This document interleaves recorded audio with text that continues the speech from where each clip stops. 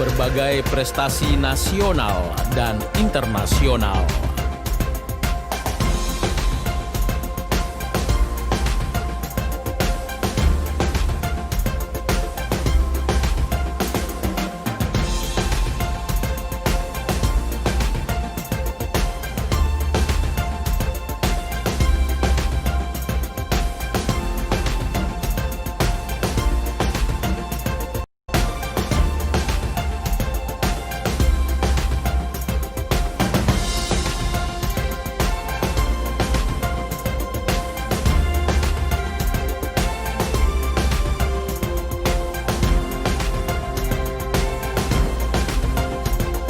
Melangkah menuju masa depan suksesmu.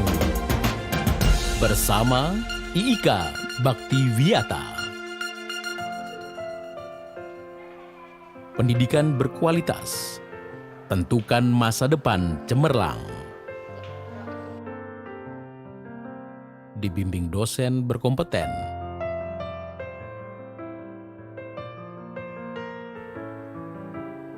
Mahasiswa dicetak terampil, andal, dan profesional.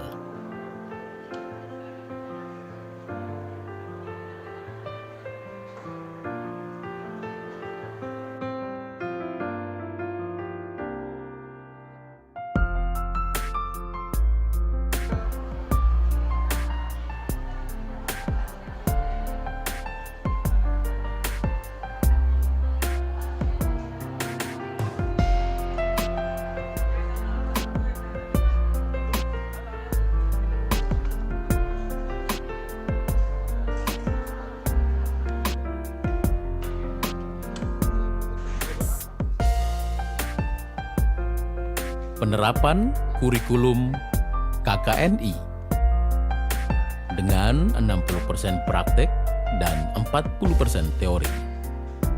Mengasah keterampilan mahasiswa untuk bersaing dalam dunia kerja.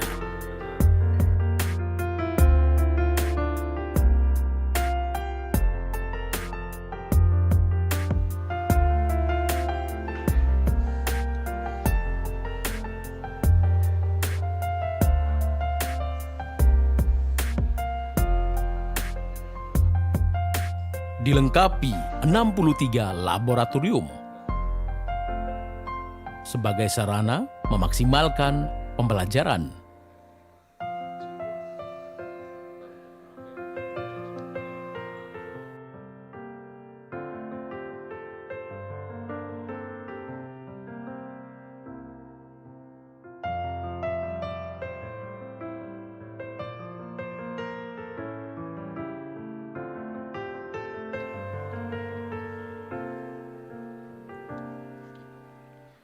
Katalog online perpustakaan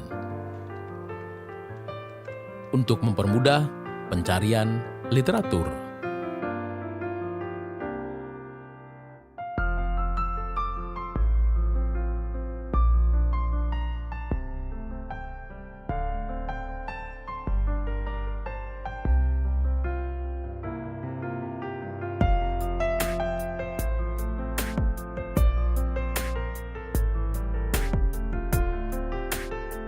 Atmosfer akademik yang baik,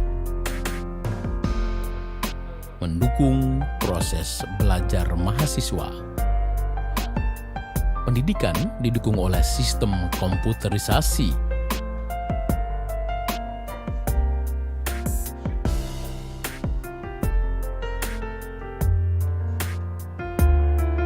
Berpengalaman lebih dari 30 tahun. Mencetak tenaga kesehatan profesional.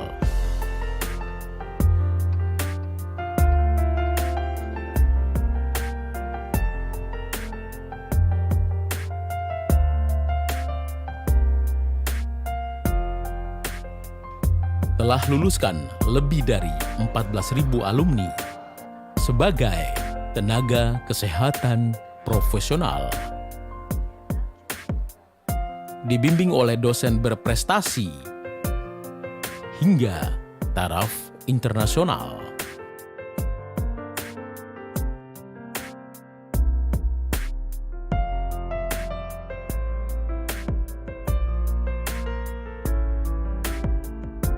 Asah potensi mahasiswa untuk menjadi unggul dan terbaik.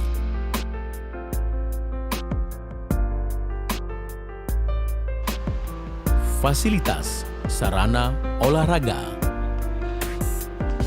untuk kegiatan mahasiswa yang aktif dan sehat.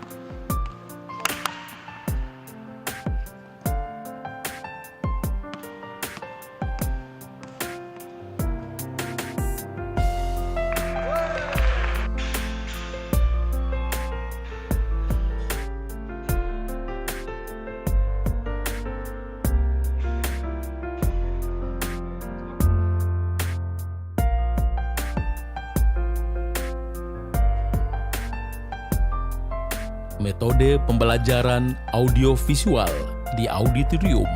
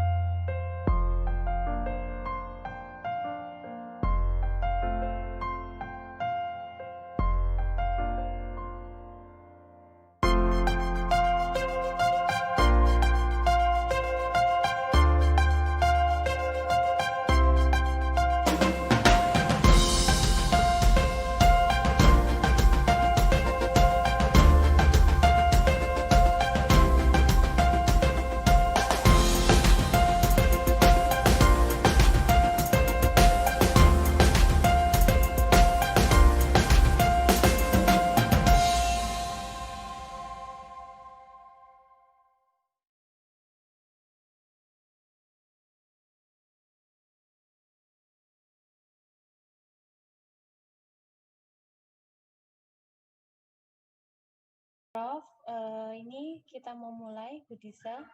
Ya. Kita mau mulai pembukaan dulu. Yang dari masa ada yang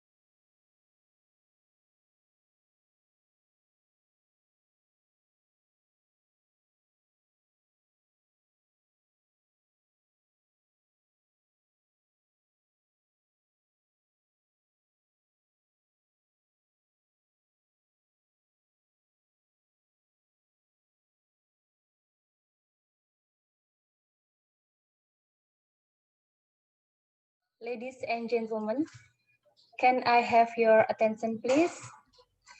The opening ceremony will start soon. Assalamualaikum warahmatullahi wabarakatuh. Waalaikumsalam. Good morning, ladies and gentlemen. My name is Alfa Devi Khalifatunisa. It is an awesome and precious chance for me to be the master of ceremony in this morning, Saturday, 19th of December 2020. Welcome to our big event, the first international symposium of Bhakti Wiyata, with the theme Increasing the Quality of Midwifery Education and Care during COVID-19 pandemic. Before we start, let me greet some of the guests who are present in this morning. Excellency, Rector of Institut Ilmu Kesehatan Bhakti Wiyata Kediri, Profesor Dr. Apoteker Muhammad Zainuddin, Excellency, Dean of Health Faculty, Mrs. Ika Rahmawati, SKEP Nurse MKEP, Excellency, Head of Midwifery Department, Mrs. Umi Anita Rizka Wulandari, SST MPH. We also wish to welcome the speaker, the first from Malaysia, dear Madam Mariamah Masalamani, MSc. She is an adjunct lecturer at Mahsa University Kuala Lumpur and at Monash University Johor Bahru. Then, Excellency, Ma'am Dwi Izzati Budiono, SKEPIT MSc. She is Secretary of Midwifery Department in Erlangga University. Next, Excellency, Ma'am Putri Kristianingsih, SKEP Nurse MKEP. She is Corporation and Internalization Deputy of IIK Bhakti Wiyata Kediri. And the fourth speaker, dear Madam Ma'am Chandra Dewi Natanengtias, SST MKEP. She is lecturer at Midwifery Department of IIK Bhakti Wiyata Kediri. And to all the participants, welcome and enjoy the symposium. First of all, let us say thanks to Allah Subhanahu wa Ta'ala, who has been giving us mercy, guidance, happiness, and healthiness, so we can attend and participate in this event without any obstacle until now. Ladies and gentlemen, before we start the symposium, allow me to read the sequence of our opening ceremony agenda. The first is opening. The second is reading Code of Conduct. The third is singing Indonesia Raya. The fourth is watching Kediri regional dance. The fifth is the speech by Rector of IIK Bhakti Wiyata Kediri. The sixth is photo session. And the seventh is the first international symposium of Bhakti Wiyata, and the eighth is the closing. Well, to take advantage of the quality of the time, let's start this agenda by reciting Basmalah together. Bismillahirrahmanirrahim. Bismillahirrahmanirrahim. The second agenda is reading Code of Conduct of the First International Symposium of Bhakti Wiyata. Code of Conduct, the First International Symposium of Bhakti Wiyata. All of participants can enjoy through the link in the link below. Second, all participants can fill attendance list that will be shared during the event. The participant can write down their question on the link below or live chat YouTube with format name _ institution. And the e-certificate will be given to participants who have filled attendance, evaluation, and certificate link. This is the link attendance, link evaluation, and link certificate. We will share in YouTube channel IIK Bhakti Wiyata.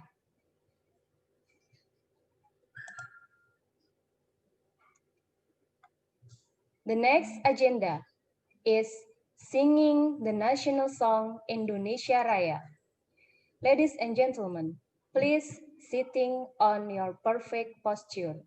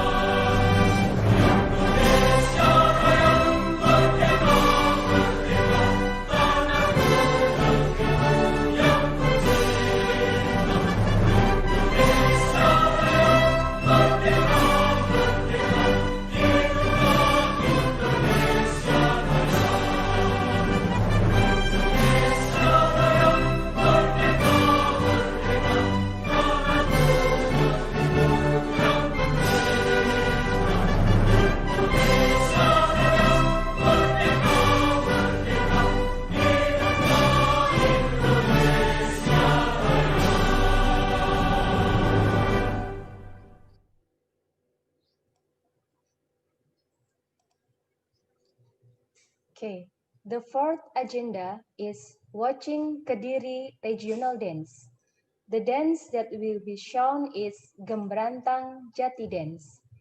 This dance tells a story about a prince of Kediri kingdom, named is Sekartaji, who explored the world by disguising herself to find a true love. Ladies and gentlemen, enjoy watching.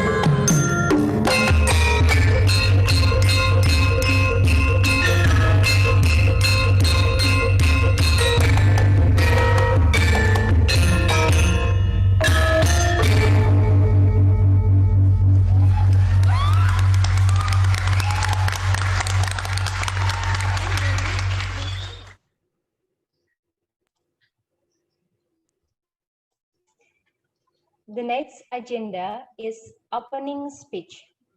The speech will be delivered by Rector IIK Bhakti Wiyata Kediri. Excellency Professor Dr. Apoteker Muhammad Zainuddin, please, time is yours. Thank you very much. Assalamualaikum warahmatullahi wabarakatuh. Good morning, ladies and gentlemen. Salam sejahtera, swastiastu, namo buddhaya, salam kebajikan, best wish to all of us. On behalf of IIK Bhakti, I would like to welcome all distinguished symposium participants, especially to Professor Zahra Saad from Mahsa University as Head of International and Foreign Affairs Department, Advisor to Nursing and Midwifery Faculty. Likewise, I convey to distinguished speakers, namely Madam Maria Masalami, MSc from Mahsa University, Ma'am Dwi Isati Budiono from Erlangga University, Ma'am Putri Kristianingsih from IIK Bhakti Wiyata, and Chandra Dewi Nataningtas from Bhakti Wiyata. In addition, I would like to thank all the Vice Rector, Dean of Faculty of Health, and Head of Midwifery Study Program who have supported this international symposium in this morning. Besides, I am grateful to committee and all parties who have organized this event. They didn't give up their attention to hold this activity even though during the COVID-19 pandemic. Next time, I'm for collaboration between IIK Bhakti Wiyata Kediri and Mahsa University, especially in education, research, and social responsibility. That's all my remark. Thank you for the attention, the grace and attendance of this symposium. Good morning. Assalamualaikum warahmatullahi wabarakatuh. Thank you. Waalaikumsalam warahmatullahi wabarakatuh. Thank you, Prof. Zainuddin. Now it is a photo session. We invite the speaker and invited guests to take position and open the camera. And don't forget to smile to the camera. We count 1, 2, 3. Okay, I think enough. Okay, ladies and gentlemen, we come to the main agenda. The first international symposium of Bhakti Wiyata with the theme Increasing the Quality of Midwifery Education and Care During COVID-19 Pandemic. For the next agenda, will be guided by moderator. Let me to introduce the moderator of this symposium.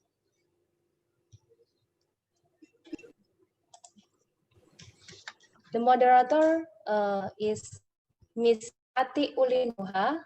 He was born in Kediri, 30 October 1992, and he lived in Jalan Argowilis number 584 Semen, Kediri. Her email in ati.ulinuha@iik.ac.id. Her true phone number is 085746407515. Okay, next. Her educational background, he got the bachelor and master in English language teaching in Universitas Negeri Malang. Next. Her professional experience in 2018 until 2020, advisor for English student organization at IIK Bhakti Wiyata and head of English language division at Language Center of IIK Bhakti Wiyata, and 2018 until present, lecturer at IIK Bhakti Wiyata. Next. Her research project in 2019, language change and linguistic equity portrayed in character of the novel and movie Memories of Geisha, pharmacy student perception of Google Classroom in a field classroom model, and English at higher education level, a need analysis. Next. And her other activities in 2000 and 2080 Speaker of TOEIC Preparation Training held by PPSDM IIK Bhakti Wiyata, Jury for English Speech Competition held by IIK Bhakti Wiyata, 2019 presenter of 10th Annual International Symposium of Foreign Language Learning held by CMO Kitab in Language, and 2020 guest speaker at Virtual English Fair held by Universitas Tribuana Tunggadewi Malang. Okay. Ladies and gentlemen, please welcome Mrs. Ati Ulinuha, Master of Science, Master of Education. The time is yours. Okay, thank you, Ma'am Alva. Well, the honorable speaker, distinguished guests, participants, ladies and gentlemen, good morning. Assalamualaikum warahmatullahi wabarakatuh. In this occasion, we shall have outstanding presentation from our prominent speakers, whom I believe shall enrich our insight and knowledge regarding the theme of this seminar. Before the presentation begin, allow me to introduce the presenters. Our first presenter is Ma'am Dwi Izati Budiono. She was born in Sidoarjo, July 18, 1986. She lived in Surabaya, Indonesia. You can reach her through email dwi_izati@fk.unair.ac.id or dwidizabudiono@gmail.com or through phone 08123233090. Then, oops, sorry. She got her diploma in midwifery and bachelor in midwifery from Surabaya, Indonesia. And recently in 2015, she got her master in midwifery from University of Nottingham, UK. Her professional experiences, she got several positions. Currently, she is the Secretary of Midwifery Study Program of Faculty of Medicine, Universitas Erlangga, and National Curriculum for Bachelor Degree in Midwifery Consultant. She is also a task force member of Master in Midwifery, National Accreditation Standard Drafting Team, National Team of Bachelor in Midwifery Curriculum, Head of International Affairs Division. She is also a reviewer for 2 journals, Southeast Asian Journal of Midwifery and Berkal Alamiah dan Indonesia. She is also an elected chairman of Quality Assurance Team and lecturer and clinical instructor for midwifery students at Bachelor of Midwifery Program, UNAIR. She is also the drafting team of self-evaluation and internal audit team and clinical midwife. It was in 2008. She is a member of Indonesian National Midwifery Association and Association of Indonesian Midwifery Education. Here is the list of her research project. She has a lot of research projects. In 2020, she has International Midwifery Master Kitchen recipes for co-simulation teaching resources in collaboration with Flinders University and the Inevitable Stigma of Adolescent Pregnancy in Surabaya. Here is her research project as well. Wow. And then here is the list of her workshop and seminars. In the next 2021, she will be the presenter for 32nd ICM Triennial Congress. Wow, excellent. Well, without further ado, please welcome Ibu Dwi Izati. Ma'am, the time is yours. Okay, thank you, Ibu Ati.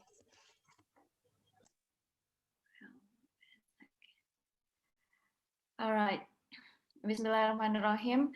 Assalamualaikum warahmatullahi wabarakatuh. Good morning, ladies and gentlemen. Hello. I'm delighted actually to be here today and joining the symposium, meeting you all, guys, team. And before I start, I would like to express my gratitude to the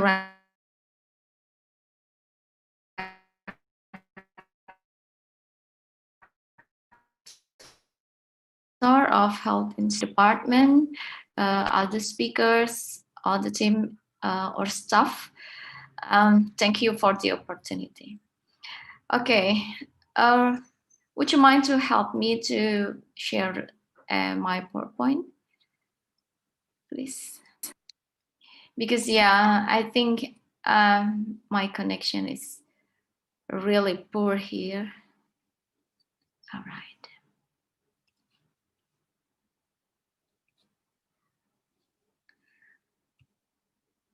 Ta-da, yes. All right. Today I'm going to probably discuss about laboratory activity and how we probably can create innovative teaching and learning activity in the lab, especially during the COVID-19 pandemic. So in this session, I will not only talking to what theoretically recommendation, but also I will perhaps be talking more in my context where I teach, share about my experiences on how we deal with this condition in regards to clinical skills in the lab. So please slide. Yeah.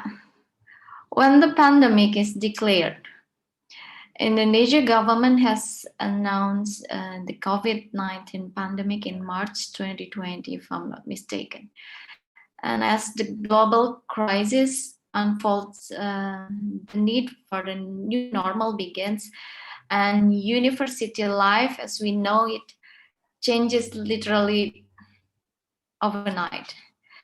It's so quick. And this was a challenging time for all. And with so much unknown and so much uncertainty, there were different roles and expectations from different industries and daily updates, and directives from the national or local government were also changing. Slide. So and in Indonesia, as we know, primary and secondary schools are closed. Students are sent home. Teachers work quickly to prepare online teaching and a new era homeschooling. So how's about the university life? Well, tutorials and lectures are moved to online platforms. The clinical skills lab were faced with daunting tasks of developing a COVID-safe and compliant plan that will enable students to return to university to continue hands-on learning safely. As the time went by, our government and association regulation enforced the staff and students undertaking an accelerated learning curve to the normal term. However, the government and or association have not made yet any specific guidelines for managing or upgrading the clinical skills. Actually, there is no guidelines or any official recommendation released. So we really have to adapt vividly by benchmarking to other university. because it is very essential to facilitate our students. Midwifery study program, Universitas Erlangga, where I teach, pretty much has been supported by Flinders University to adapt the new guidelines in managing lab spaces. Next. But before we talk about managing labs and thinking about the innovation of laboratory learning activity, thinking about standard, we need to start with this framework, ICM competencies framework. So the International Confederation of Midwives, or ICM, essential competencies for midwifery practice outline is the minimum set of knowledge, skills, and professional behaviors required by an individual to use the designation of midwife as defined by ICM when entering midwifery practice. These competencies statements are linked to the authoritative clinical practice used by the World Health Organization, or WHO. And ICM score documents and position statement. There are a lot of documents I can't really remember, but let's not forget about this. Whatever things come, what midwife should look like and what midwife should be able to, please be mind to this statement. Midwife should be competent with those core competencies. Next. And competent midwifery practice, because we were talking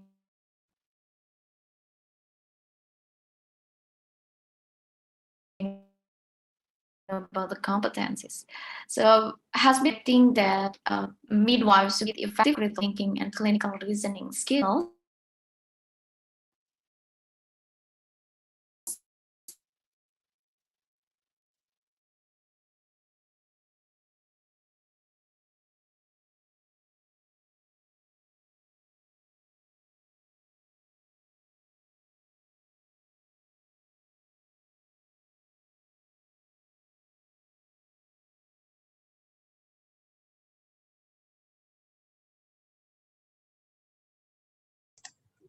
Okay, it seems that we lost Bu Disa.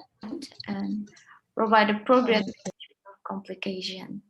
And the need for such midwives with this skill is essential for independent practice, particularly in rural and low resource environment.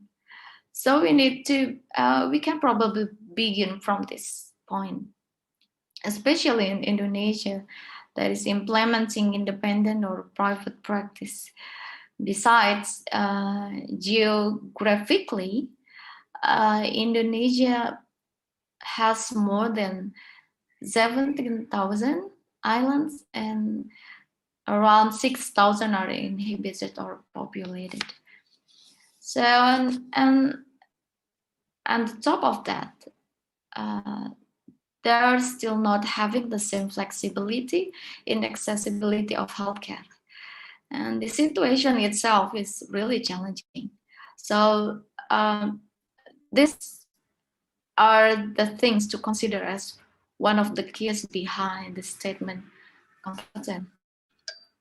How to internalize those skills. And one of the answers then will link to clinical practice they have to the program. We can see here the necessity of having adequate laboratory learning is to make our students competent with all those skills. Okay, next.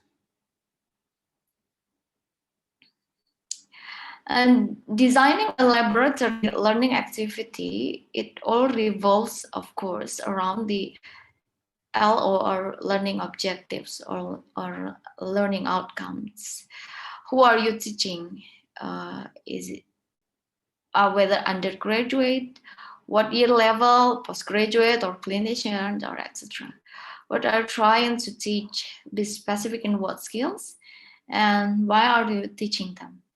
Your why links back to your learning outcomes. So you really need to think why we need to teach them these skills, and where are you teaching them? It's also important. Is it in a lab or online or in a venue? So in terms of the evaluation, remember of Bloom's taxonomy and the learning pyramid. I'm sure as we know it, yeah. We talk about it a lot as the institution. And how will you know if they have reached their learning outcomes?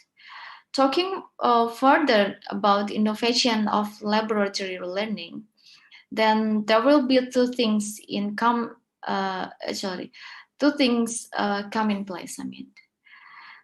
First is physical and or logistic preparation, and the second is innovation in terms of methods. What method are we going to use? What is the most effective one is in this challenging time during COVID-19.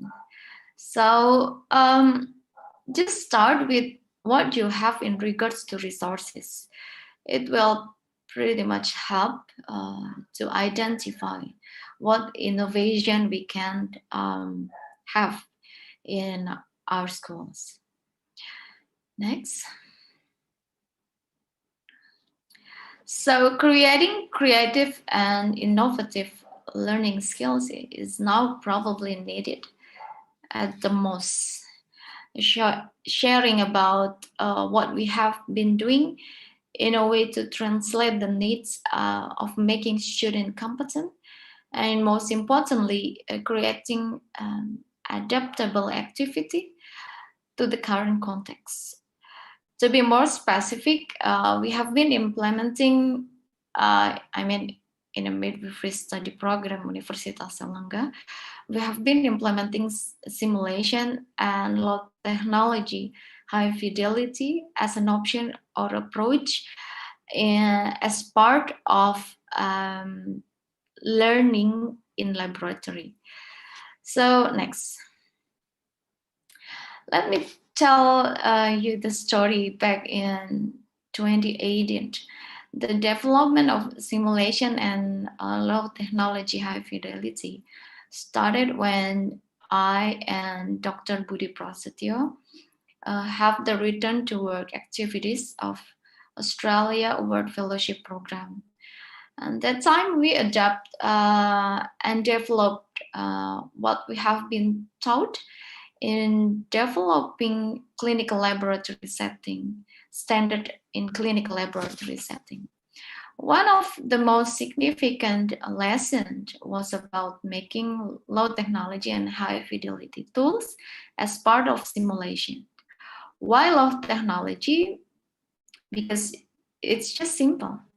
It is using simple equipment, household consumable, or materials that are easily available on a daily basis.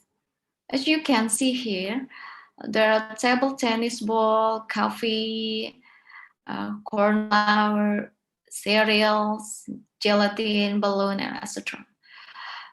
All are easily available and easily to get actually.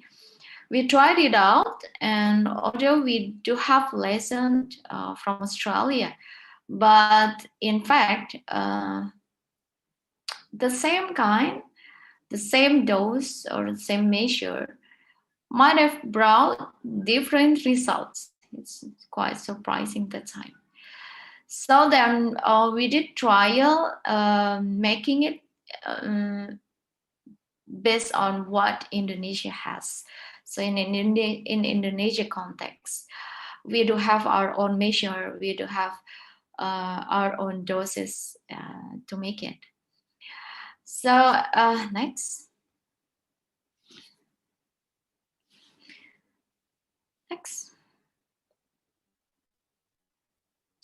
As you can see, I was making blood clot using what's in the image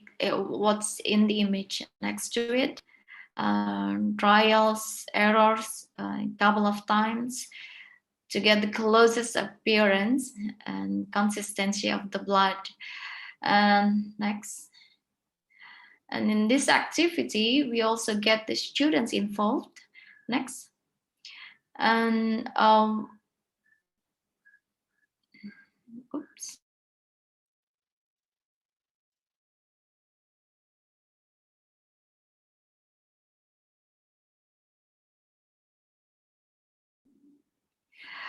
Sorry, I keep out and coming in again. It's really poor here. All right. Yeah, I think the slide before. Yes, this one. So in this activity, we also get the students involved. And why is it important? Also, not only it is possible to be done by the students at home, but also through this activity, they learn in more real, and the more they do, hopefully the more they remember. They can learn what is the actual look of blood, what is the blood clot, how it looks like, and meconial, and etc. Okay, next. You can see it also. It was so.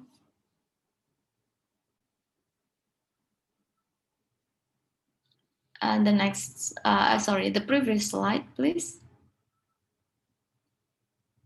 I think we skipped. All right. Okay. So yeah, sometimes this activity a little bit mess, yeah, but trust me, it was really fun. And I've got the students also showing her work on making mocking blood of postpartum women, and for the blood of PPH case, and a lot. And then now it is developed, the low technology and high fidelity research and development. We've been developing these tools through the years, and together with all staff in my place, and starting from 2019, the research and development activities are supported by the UNFPA. As in 2018, we have been awarded as one of the Center of Excellence by the UNFPA. We have developed other mocking products can be used in the labs. So meconium, breastfeed phases, formula feed phases, diarrhea phases, diarrhea infection phases, and a lot, yeah. And simulation of contraction, laceration and heating, and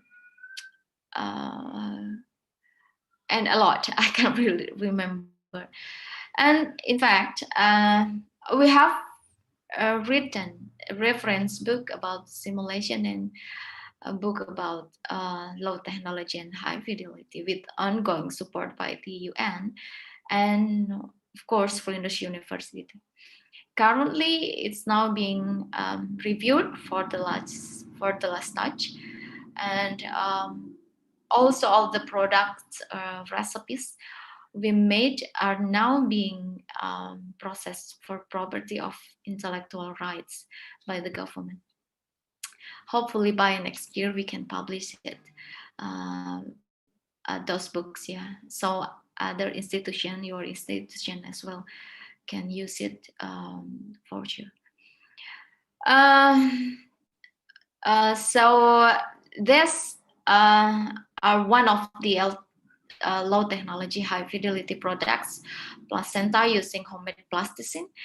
It can be seen two-sided of the placenta, maternal and fetal sides, the red and blue cord as part of the navel strings, yeah, here, signifying umbilical vein and arteries.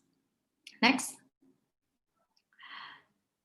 So at first in 2017, we did the simulation with no LTHF, with no low technology and high fidelity. But now we are teaching our students the simulation of the real setting as the real setting as much as it can be using low technology and high fidelity. In that picture, it's our filming process. We just done it a couple months ago. Takes place in our home laboratory. We use this video to teach the students on management of BPH. Well, I'm not going into details of simulation theoretically, but many studies report the advantage of this approach is to help gaining the students to gain their clinical competencies, and these have been our regular activities from 2018 up till now. So yeah, getting back to the competence slide, my third slide, if I'm not mistaken. This activity we made is an example of creative and innovative of laboratory activity to answer such an expectation that I mentioned before. So to teach students to not failure to rescue and so on, we're trying a lot to use this method as one of our innovation. Next. As I mentioned before, if we're talking about innovation of laboratory learning, there are two things should be in place. First, we have discussed in terms of method and approach, and I have shared what we've been doing in my context. And the second is logistic preparation in the labs. Really, this one is also important. In Erlangga, we have the general principle of hitting the new normal in lab by applying social distancing 1.5 meters between people. Students are in a space that allowed for 2 square meters per person. Adequate cleaning and disinfection measures should be in place. No reasons overseas travel for lecturers or students. No known contact with anyone testing positive to COVID-19. This principle sounds simple and easy. However, we need to interpret these principles by managing the lab space properly. How on earth would we fit classes up to 40 to 50 students in a space which can now only hold 20 students because of the new rule of 1 person per 2 meters square requirements?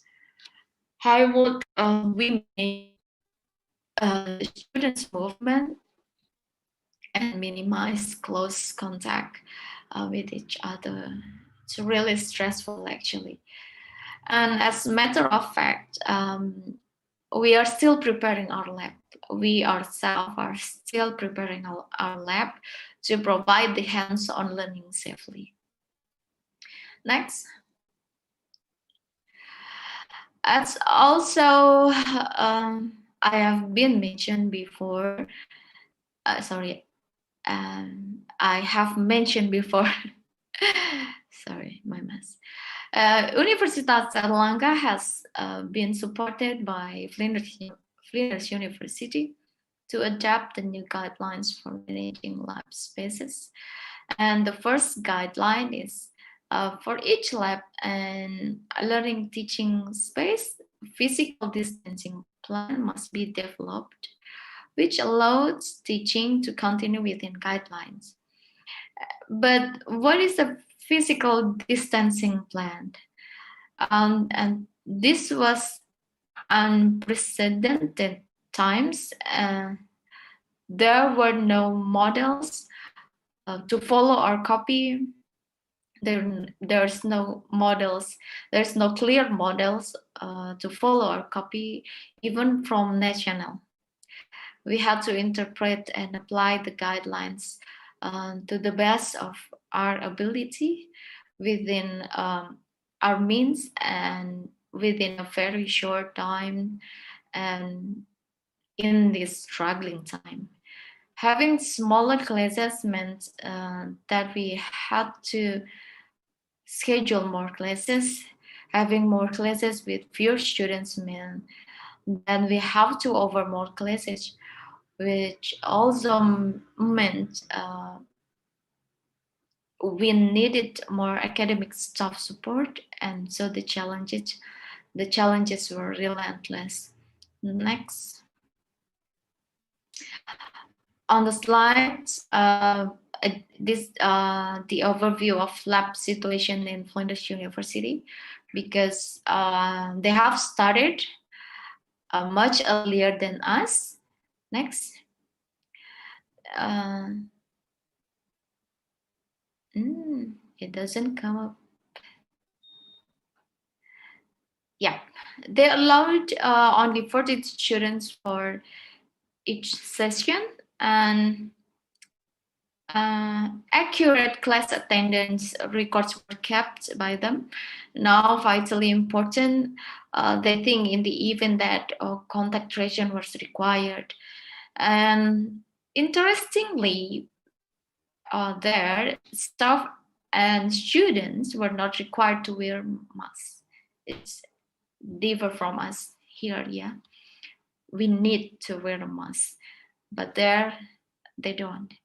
And health messages were clear, advising to stay home if unwell with fever or cough, sore throat, shortness breath, and if they have traveled overseas in the past month, they need to report. And the second guideline, the guideline number 2, we have the principle that each lab and specialist learning space should review cleaning chemicals and protocols and regularly disinfect high-touch surfaces, such as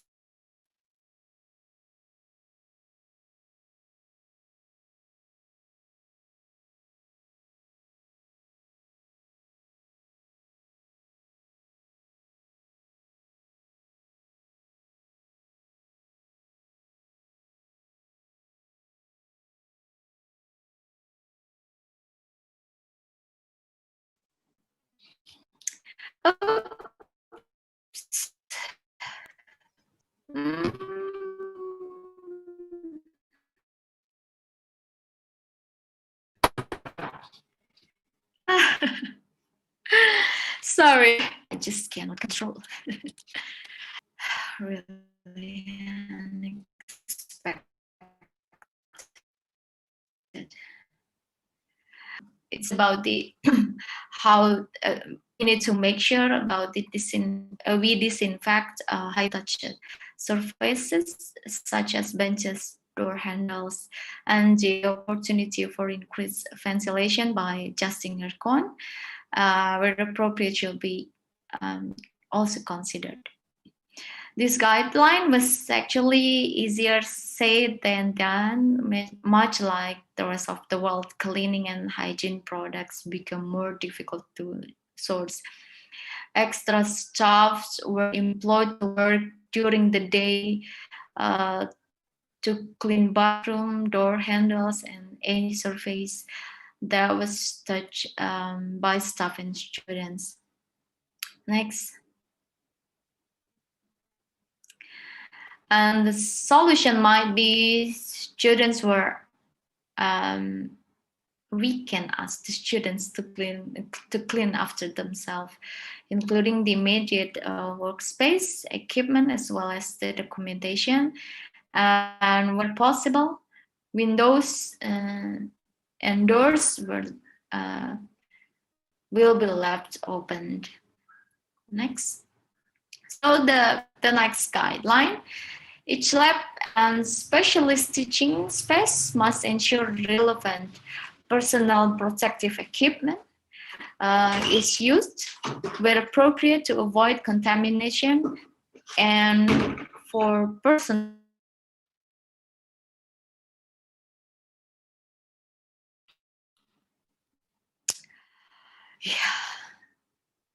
so sorry. Okay, next. Yeah. No. The previous one, please. Yes. And well, actually, labs are fitted with glove. Labs should be fitted, with glove dispensers, alcohol or rub or hand gel at every bed station, and hand washing sink with hand wash and paper towel.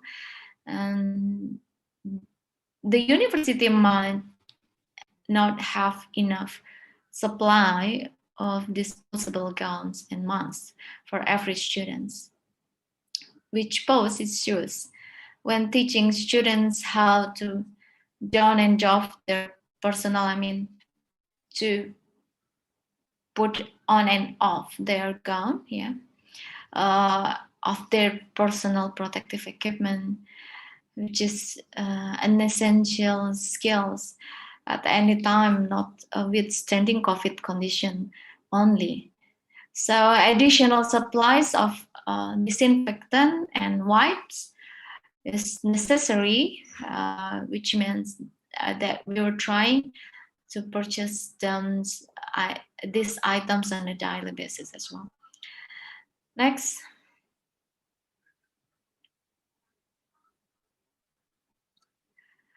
So with our new COVID compliant approach to resuming teaching, we will come back the students in January next week. Next year, in a couple of weeks, students will be advised of timetable changes and will be given an introduction to the new practice required, and multiple posters are displayed advising key points such as hand washing, physical distancing, gloves, and mask use. Crosses are marked on the floors with bright color taped at spaces of 1.5 meters to alert students where to stand. And small spaces were marked with black or red tape as an alert to stop before entering, with the aim of avoiding overcrowd. Additional cleaning products are placed throughout the labs, and students are directed to clean all equipment and surfaces after each use. Next.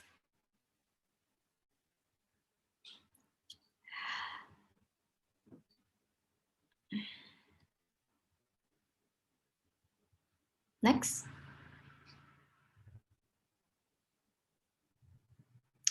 So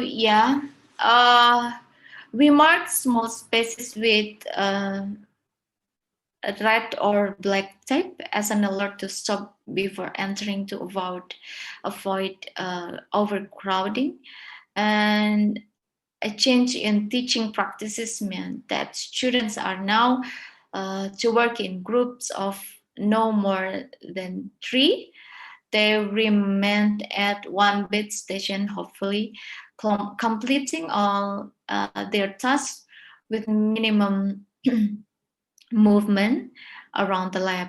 And when practicing, for example, when practicing vital signs, students do practice on each other, but no longer than a few minutes before switching to another skills. So no public gatherings are allowed, and all meetings are conducted via Zoom. Provided cleaning products, extra hand gel and soap throughout labs, mannequins, and other medical equipment should be cleaned following manufacturer's instruction. Staffs attend every class to explain new rules and physical distancing etiquette. Shared office spaces were reviewed and reconfigured for compliance with the 2 square meter rules. Next. But there may some potential issues, or we can say challenges. Next. Because though we have a great plan, issues with supply and demand of consumables might happen. We might run out of cleaning products and need to purchase many of consumables such as gloves from multiple companies to maintain the supply. And it may impact on the cost. Well, actually, we are not yet complete our final costing for next year, but estimate that it will come close to double. Next. And the other issues might potentially be faced as the number of midwifery students in Indonesia midwifery institution in Indonesia are likely greater than Flinders University. And we need to think how many sessions that we shall provide in a week. Does our staff enough to handle the students? Again, and how on earth we can feed the classes up to 50 students in a space which can now only hold 20 students because of the new rule of 1% per 2 meter square requirements. How would we manage our students' movement and minimize close contact with each other? So that's a couple of things needs to think and consider. Next. So yeah, here we're in the last slide. There's next challenge actually. So what model is sustainable? I don't know the answer. I haven't known, probably you as well, and we haven't known. And in this ever-changing time, I'm sure that we will continue to face new challenges over time, head on, and navigate our way through the obstacles while maintaining the best possible learning environment and opportunity for our students. What is the next normal? And if you have any idea, you are welcome to share as well. Thank you. Okay, thank you, Ma'am Lisa. It's such an insightful presentation. It's insightful presentation. Well, as you said, the guidelines that you present is good enough. Wow, but yeah, as you said, it is easier to be said than to be done. since it takes a lot effort and research. Anyway, I cannot wait for the book to be Sorry, published. Bhakti, I cannot Yes. hear your voice clearly. Okay. Okay, let me repeat it again. The guideline that you present is excellent, but yeah, as you said, it needs effort and resources a lot, and then yeah, it is the challenges that should we overcome. And we cannot wait for the book of low technology to be published. Do you think that it can be published next year, ma'am? Yes, hopefully, we will. It can be done soon because it's now being reviewed by the university and some of the experts. Hopefully, by next year it can be published and you can use it. We can use it widely. Hopefully, Okay.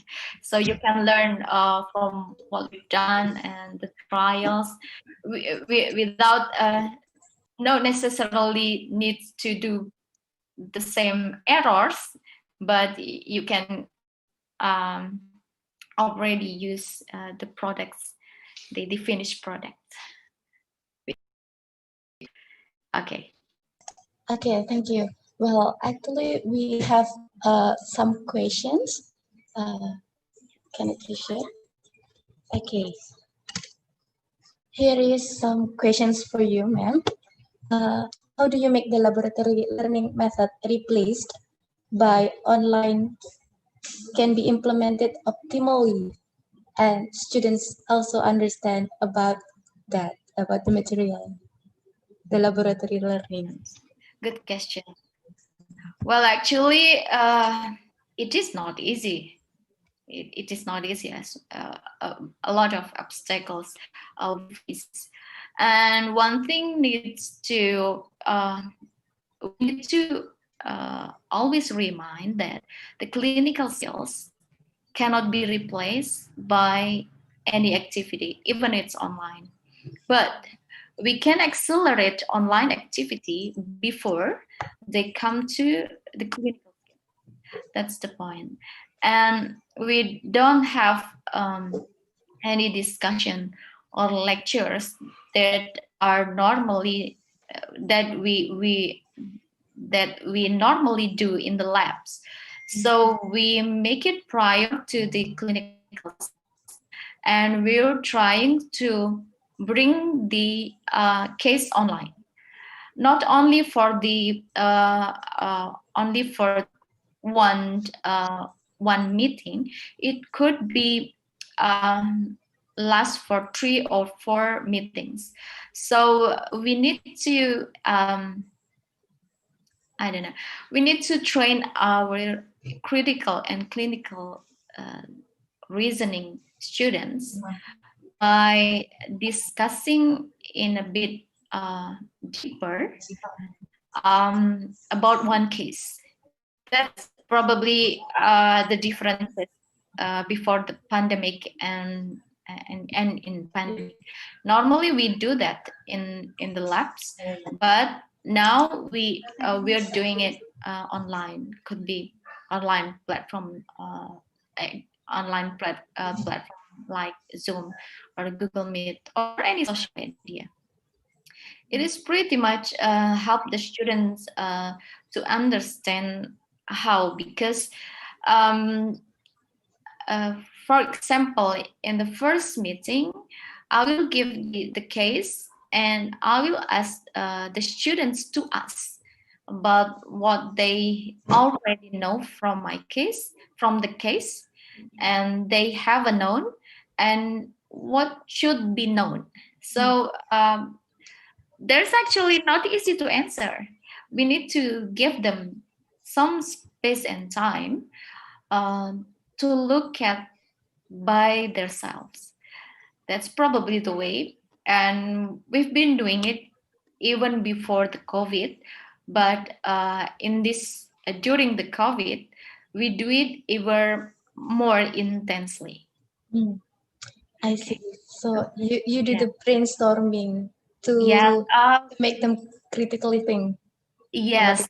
Yeah. It could be a brainstorming, but with more structured and with more active and in two ways between the lecturers and the students, not only one ways. Yeah, could be. We can say brainstorming. Okay, but the more critical one, the more critical thinking one. Here we have the next question from Ibu Dewi Bali. Yeah, because as I mentioned before, we need to make sure we train the students to be the competent midwife. And one of the attributes of competent midwife is the attribute of critical thinking and clinical reasoning. On top of that, in Erlangga, we have the undergraduate program, bachelor and professional program. So that is a must to make sure that they are knowledge equipped and they also have the ability to think critically, and they can have that clinical reasoning competent as well. Okay, thank you. Let's Yes. move to the next question from Ibu Dewi. How is the implementation of laboratory learning using Phantom during a pandemic? Can you explain in detail the obstacle to meet the learning outcomes? Yes. Sorry, would you mind to repeat the question? Okay. How is the implementation of laboratory learning using Phantom during a pandemic? Can you explain in detail the obstacle you meet to meet the learning outcomes, the challenges? All right. I hope I can answer this, but yeah. The obstacles. Sorry. Oops. Well, as I mentioned before, the obstacles probably I'll prefer to say it as a challenge. Yeah. The challenges, of course, the issues with supply and demand of consumable, because we need to do after it is used, whether it's used by the lecturers or the students, we need to clean it, yeah, with appropriate with the appropriate cleaning methods. And what we do is mannequins and other medical equipment are cleaned following manufacturer's instruction. So it will comes normally it comes with the instruction how to clean it. And it is a little bit tricky because we can probably use one mannequin or phantom for 3 students with 1 lecturer, which is potentially we touch the same mannequins. Alternatively, we will so we ask the students to clean by themselves. So to clean after themselves so the immediate workspace and equipment as well as the documentation, they do it themselves. So it will help us not to touch the surface. There's actually could be contaminated.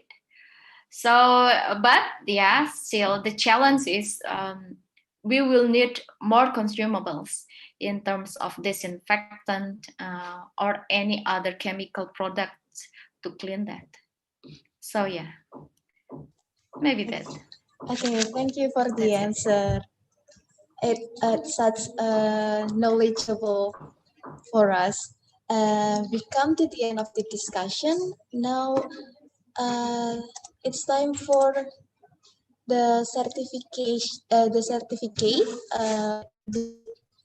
Ika Rahmawati, the Dean of Faculty of Health, will give the certificate for Ibu Lisa.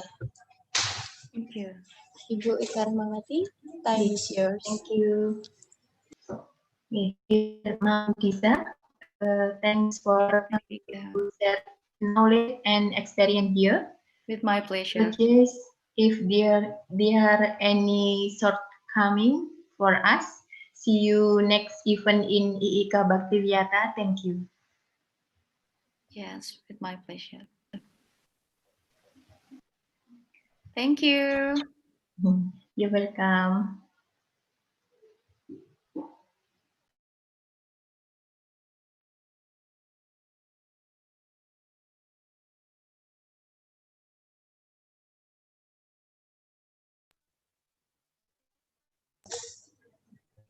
Okay, thank you so much, Ibu Dwi Izati Budiono, as Yes, Kapit thank you. MSc. Do we have Madam Mariama already?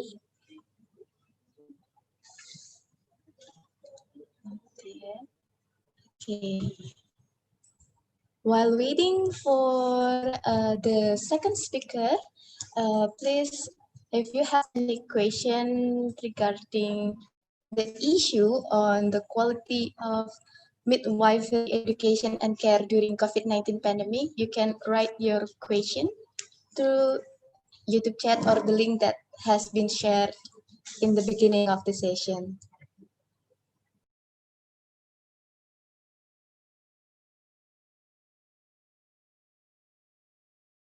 Okay.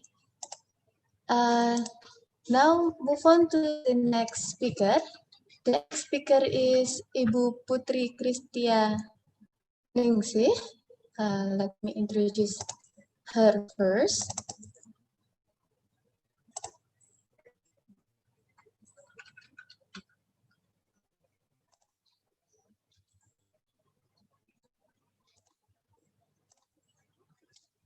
Yeah, the next speaker is Ibu Putri Kristia Ningsih. She was born in Kediri, 2nd May 1987. She lived in Kandat, Kediri. You can reach her through email putri.kristianingsih@iik.ac.id or through phone 08125285941. Next. Yeah, this is her educational background. She got her bachelor and nursing profession education from Universitas Erlangga, Surabaya. She also got her master degree in nursing from Universitas Erlangga, Surabaya as well. And then next, this is her professional experiences. She is currently the BLS trainer of IIK Bhakti Wiyata BLS team and Chief of PIKES Journal Health Faculty IIK Bhakti Wiyata Kediri. And as the MC said, she is also the Co-Deputy of Cooperation and Internalization Deputy IIK Bhakti Wiyata Kediri. She is the member of Indonesian National Nursing Association. This is her research project. The latest one is perilaku pencegahan COVID-19 pada masyarakat Kota Kediri. Nah, cocok nih, COVID-19. Good, that's it about her. Without further ado, please welcome Ibu Putri. The time is yours. Thank you, Mrs. Ate. Let me share screen my PPT. Okay, can you see my PowerPoint? Yes, we can see it. Okay, let's start the topic. Before I start my presentation, Assalamualaikum warahmatullahi wabarakatuh. Good afternoon, everybody. The Honorable Rector of Institut Ilmu Kesehatan Bhakti Wiyata Kediri, Profesor Dr. Apoteker Muhammad Zainuddin, the Honorable, the Dean of Health Faculty, Mrs. Ika Rahmawati, the Honorable Mrs. Tiza from University of Erlangga, and the Honorable all of the participants of the Institut Ilmu Kesehatan, the first symposium of Bhakti Wiyata Kediri. And I would like to say thank you for the committee because have given me a chance to explain my topic. It is about the Indonesia higher education in the new normal era. It's a pleasure for me to explain to you all about the topic. And at least we will discuss the topic for about 40 minutes forward. So please pay attention for me for about 40 minutes forward. Nah, here I will explain to you about higher education in Indonesia. The first one is, what is the definition of higher education? According to the Constitution number 12, 2012 about higher education in Indonesia, higher education is education level after the senior high school, which is include diploma program, bachelor or undergraduate program, magister program, doctoral program, and profession program, also specialist program that held by universities or institutions according to Indonesia's culture. So this is the definition of higher education according to our constitution. And then, in higher education, all of the academic subjects have the three obligates. Yeah, the academic subject is academic subject are lecturers, students, and all of the staff that inside the universities are join the process of the education in higher education. The academic subject in three obligates, we call it with three dharma, have the obligate to do the education, the research, and also the social responsibility. These three obligates must be done by all of the academic subject in the university on institution for the education, such as teaching. Not only the lecturer, but also the student. For the lecturer, besides we do the teach, besides we teach the student, we also have to do such as making a book, joining the symposium or workshop. That's one of our obligates as a lecturer in the education obligates. The second is research. In the universities, we have to do a research as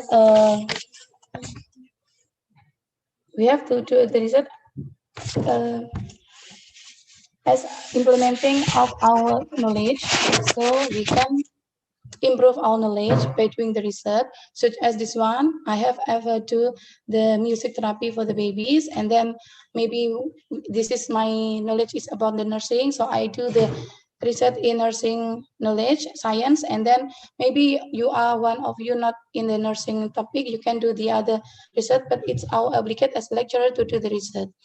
Besides to the research, we also have obligate to do the publication.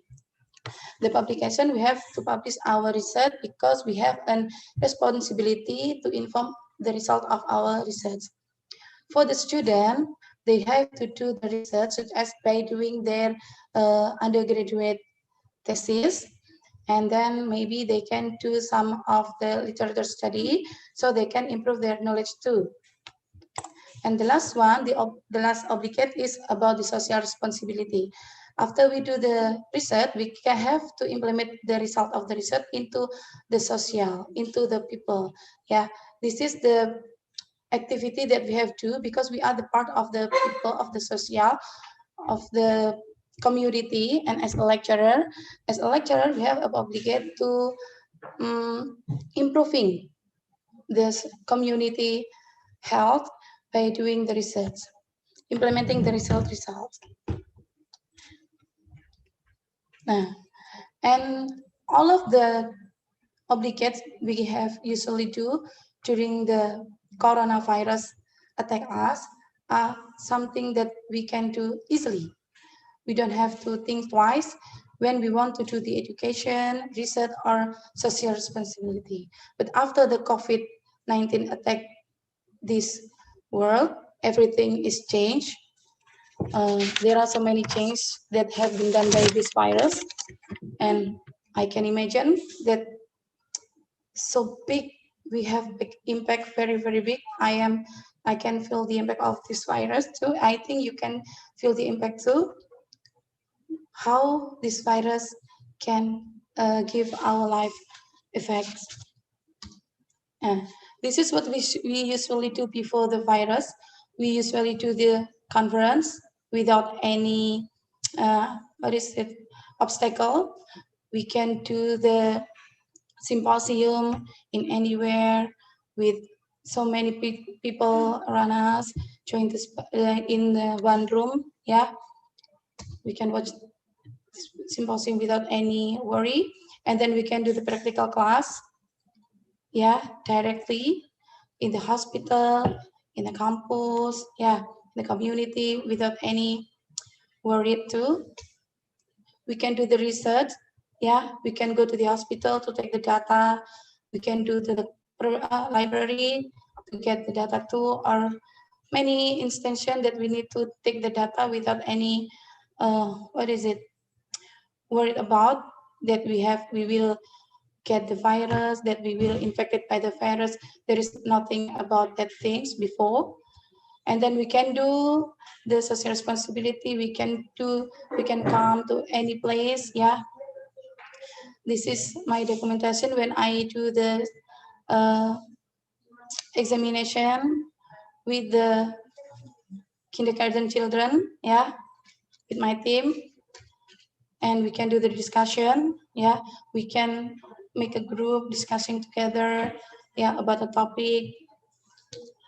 And the students can do the activities freely too, yeah, without in outdoor, without thinking everything. There is no need to worry about anything because there are no COVID. Yeah, all of these activities we can do out there freely. We don't have to worry about infected by something or what is it. Nah, but since the end of 2019, it's about December 2019, the virus starts to attack the China. It's China in December 2019, and then in January 2020, the virus started to spread all over the world. In Indonesia, the pandemic starts in March 2020. Today, yeah, and 16 December 2020, I got the data from the covid19.go.id. This is the Indonesian officially web for the COVID-19 virus. Yeah, the countries that has been that has been affected by this virus is about 220 countries, and then about 71 million people are positive, confirmed that they have the COVID-19 virus in their body, and about a million people, they are died because of this virus. In Indonesia, it's about 636,154 persons are confirmed positive COVID-19, and it's around 521,000 are healed from the virus, and about 19,000 persons are died. Yeah, this is the last data that I got from the covid19.co.id. Yeah, COVID-19 is spreading so fast. Yeah, and during this spreading, there are so many aspects of our life are affected by this virus. Yeah, by this pandemic. We cannot go anywhere freely. We cannot do anything freely again. Yeah. This virus changed everything. Everything in our life are changed because of this virus. What we usually do in our daily activities, I cannot do again. Yeah, when you are usually go to the office, yeah, you cannot do it again. I remember when in March, I cannot go to my office because of we have to do the self quarantine. Yeah, we have to minimize the spreading of the virus. So the government make a policies that we cannot go to the office for sometimes, yeah, for several months. It's about months, yeah. we cannot go to the office. So it changed everything. All of aspect in our life are changed because of this coronavirus.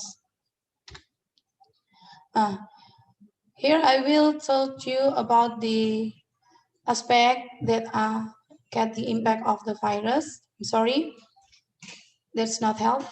That one is should be the social aspect. The first one is the economy aspect. The economy aspect is the most impacted by this virus. The economy of the country, our economy stopped for a while. Some of the people have so many. Some of the people have a money's problem. They cannot earn money for their family. They have to do some other job to fulfill their daily need. And then in health, the public health cannot switch freely again. The public health cannot give a fully service for the people because this virus too. The health profession cannot give the service maximum for the patient because they also afraid that they will get the virus too. Yeah. And in social, that one should be social, not health. Yeah. There are the panic. Yeah. The people is so panic they cannot think clearly. They buy anything in a large sum, then they keep it for the supply. Yeah. And it get the impact that price will be higher. Yeah. And then the change in social interaction, we cannot make a social interaction directly. We cannot make a group. We cannot speak with other people freely. We have to use masks. Yeah. And then we have to physical distancing. Yeah. That's what we have to do because of this virus. And then we cannot use the public facilities normally. If we usually use the public transportation freely, now when we want to use the public transportation, we will feel worried. Yeah. And also we have to increase our health habit. Yeah. Jadi, so when we before the COVID, we never use the hand sanitizer. Now we will meet that hand sanitizer in everywhere. Yeah. And we have to use it. The last one, education sector.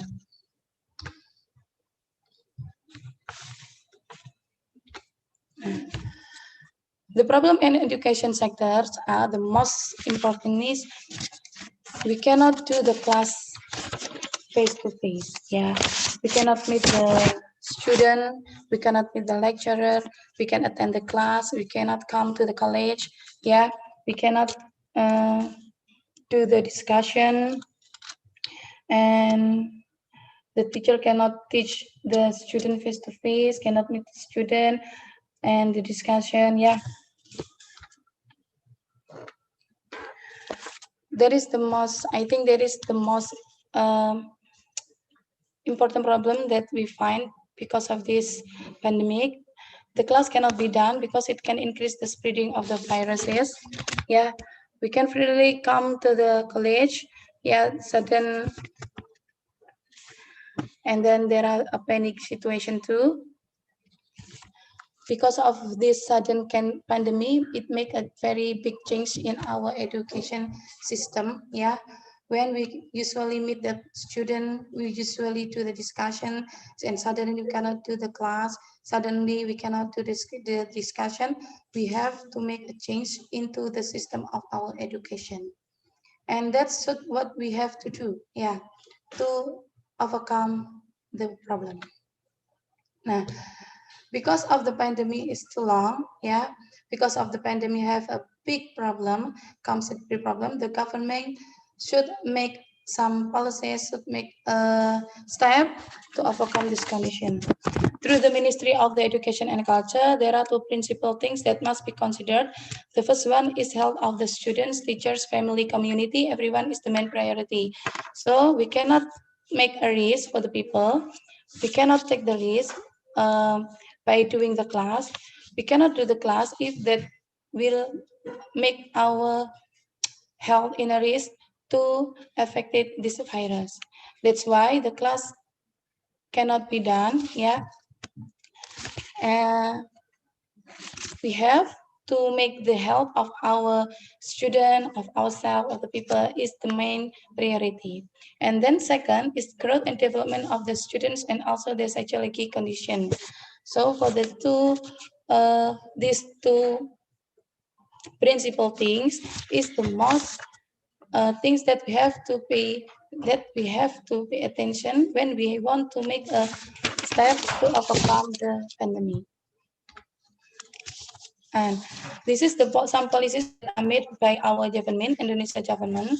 The first one is the university or institution should make a learning adjustment during the pandemic. In our institute, such as the adjustment that we have made is we make modify the schedule. Yeah.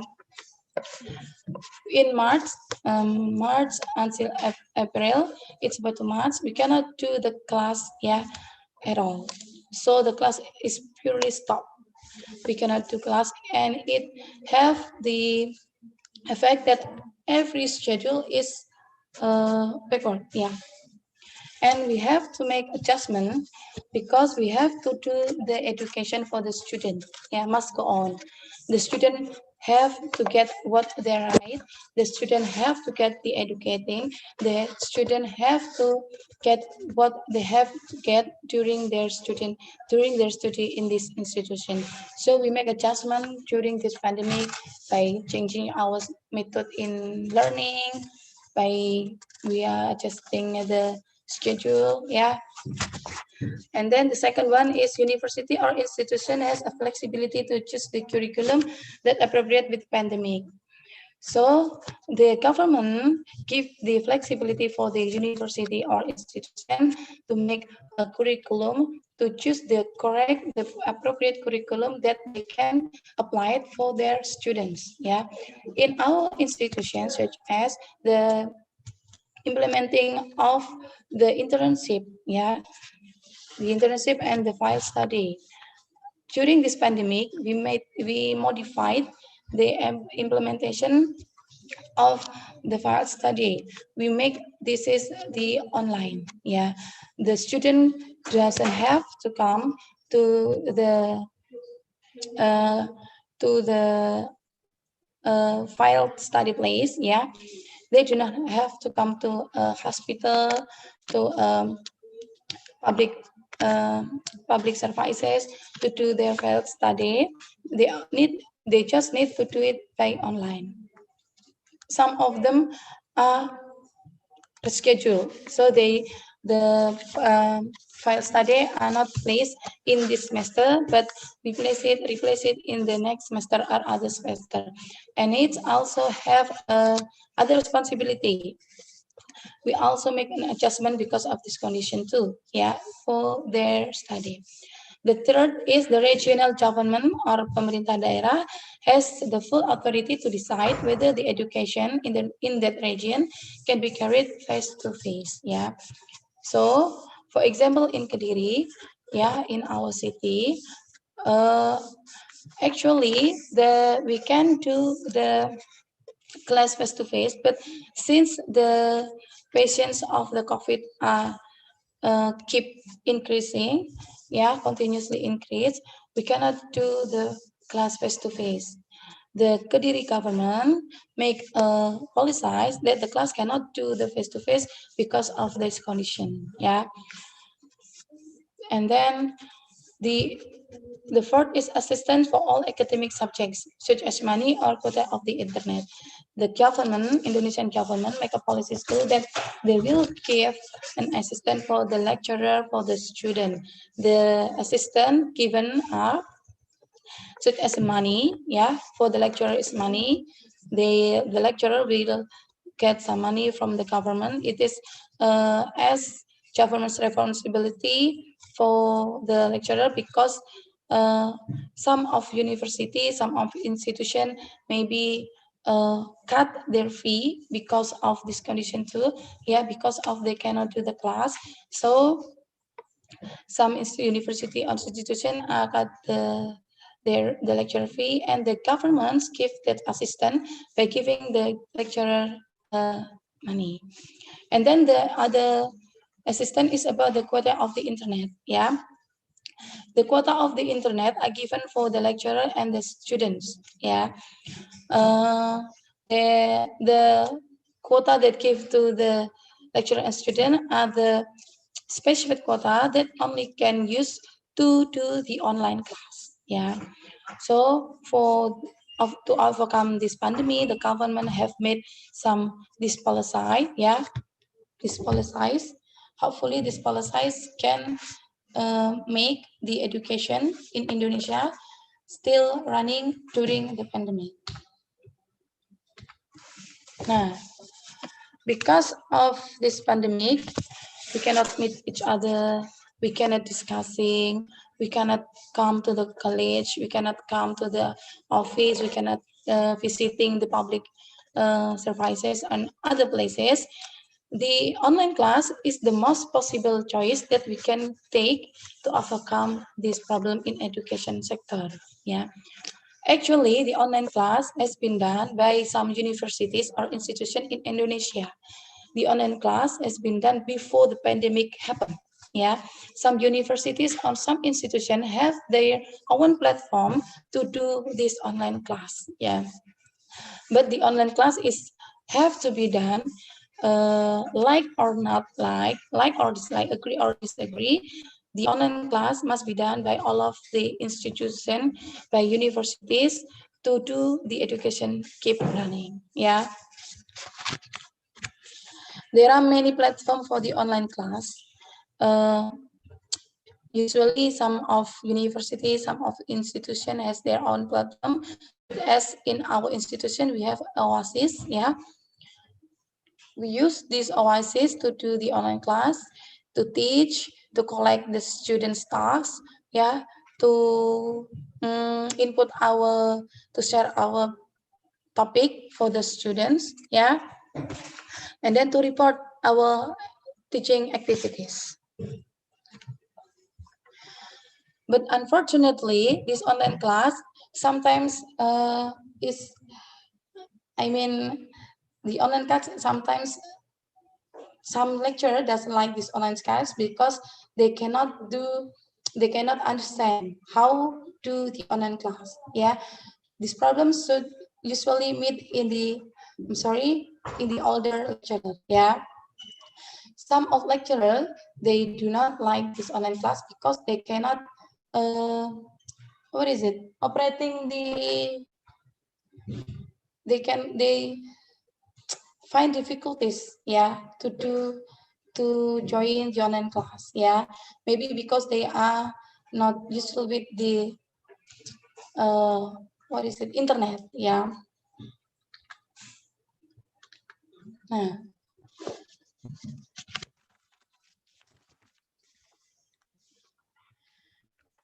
There are many, even though there are many platforms for the online class, and I think some of them are so easy, and some of them it is difficult.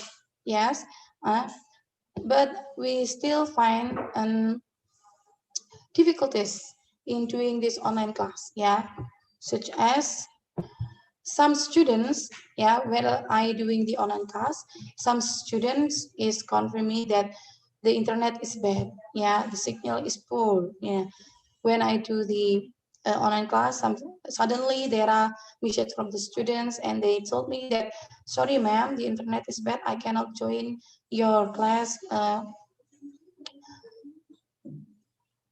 properly. And then second one is I cannot input my subject into the platform. This is that I said, this is what I have said. Some lecturer sometimes cannot input the subject into the platform because they still do not usual with the internet, with the online class. I cannot understand your PPT, please explain it to me. So some students cannot understand the PPT when we explain it by online. Some students have to receive the explanation face-to-face, directly. They cannot understand if we explain it only by PPT, by the internet, by the online class. We have to explain to them by face-to-face. Yeah. And then the fourth is my phone doesn't support that application. Yeah, or maybe my computer. This is some difficulties that we find when we do the online class. Number 5 is I keep my application on while I'm going to the store. So some students sometimes leave the application while the lecturer explain their topic. The student keep the platform on, and then they leave. Bu Ati, you are smiling. It seems that you are the victim of number 5 problems. Yeah, maybe the students, the participant of this symposium, yeah, that you are a student. If you are smiling, it means you ever do the 5 difficulties. I think that 5 is the most difficulties that I ever found when I doing the online class. Yeah. Besides these 5 things, I think you have the other problems with the online class. Yeah. But yeah, like or not, we have to do this. Yeah, during this pandemic, this is the only one we can do our obligate as a lecturer and student. Nah, maybe Corona is stop our activities. Yeah, Corona make us to stay at home. Yeah, make us cannot go anywhere. Yeah, because of this Corona, I cannot going to the public place. Yeah, because of this Corona, I cannot play freely with my son. And because of this Corona, I cannot meet my friends. Yeah, everything that I usually do before this pandemic, I cannot do anymore because of these viruses. Yeah, but do not make the Corona as an obstacle. Yeah, I think there are no reason for us to not do anything. Yeah, even though there are COVID-19 in around us. Yeah, we have to still do our activities normally. We have to modify what we have to do. Yeah. Nah, this is what we can do during this pandemic. Yeah, online class. There are many platforms. Yeah, that you can use. Even this is can be free, or maybe you have to pay for it. Yeah. The first one, maybe you can use. This is I use the Google Meet. Yeah, because some students sometimes they cannot their internet quota are not as much as us. Yeah, they choose to use the Google Meet. Yeah, doesn't matter. Yeah, it's free too. We can use the Google Meet or Zoom or anything. Yeah, and people from to keep our lecturers done. Yeah, to keep our lecture running. And then this is our platform. Yeah, this is our institution platform. We use Moodle, and in this is you can use the Moodle by joining the Oasis first. And this is the example, the practical class. For the practical class, to change that the students should before the COVID, the student will come to the laboratory and do the practical class. Because of this pandemic, we changed the method. For the practical class, I make a video. Yeah, I explain to the students, and then they have to replay it. Yeah, and then upload it to YouTube. So I can check what they have been done. Yeah, if it's right or true. And for the student activities during this pandemic, yeah, in our institution, the student activities are still running. Yeah, they are so amazing. Yeah, this pandemic never stop what they want to do. The first one, such as is they have the international conference. Actually, the international conference during this pandemic has been done for about 4 times. Yeah, for about 4 times, and this is the 5th time, inshallah. Yeah, this is one of the conference, international conference. Yeah, and this is the national conference. Yeah, webinar.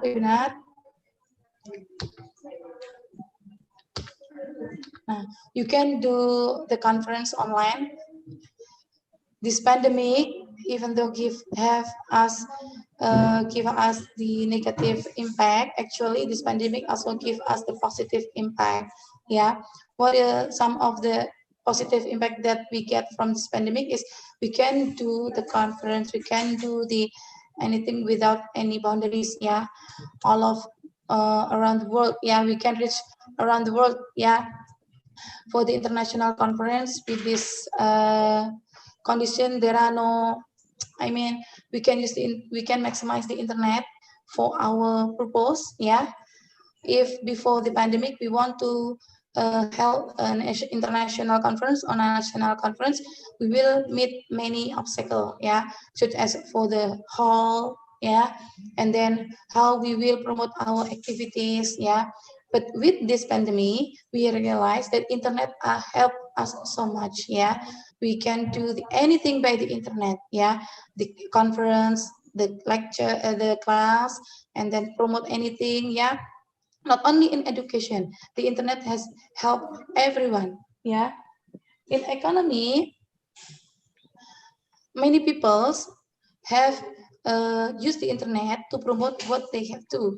Yeah, such as what is it? The online store. Yeah, it's very, very, very big impact.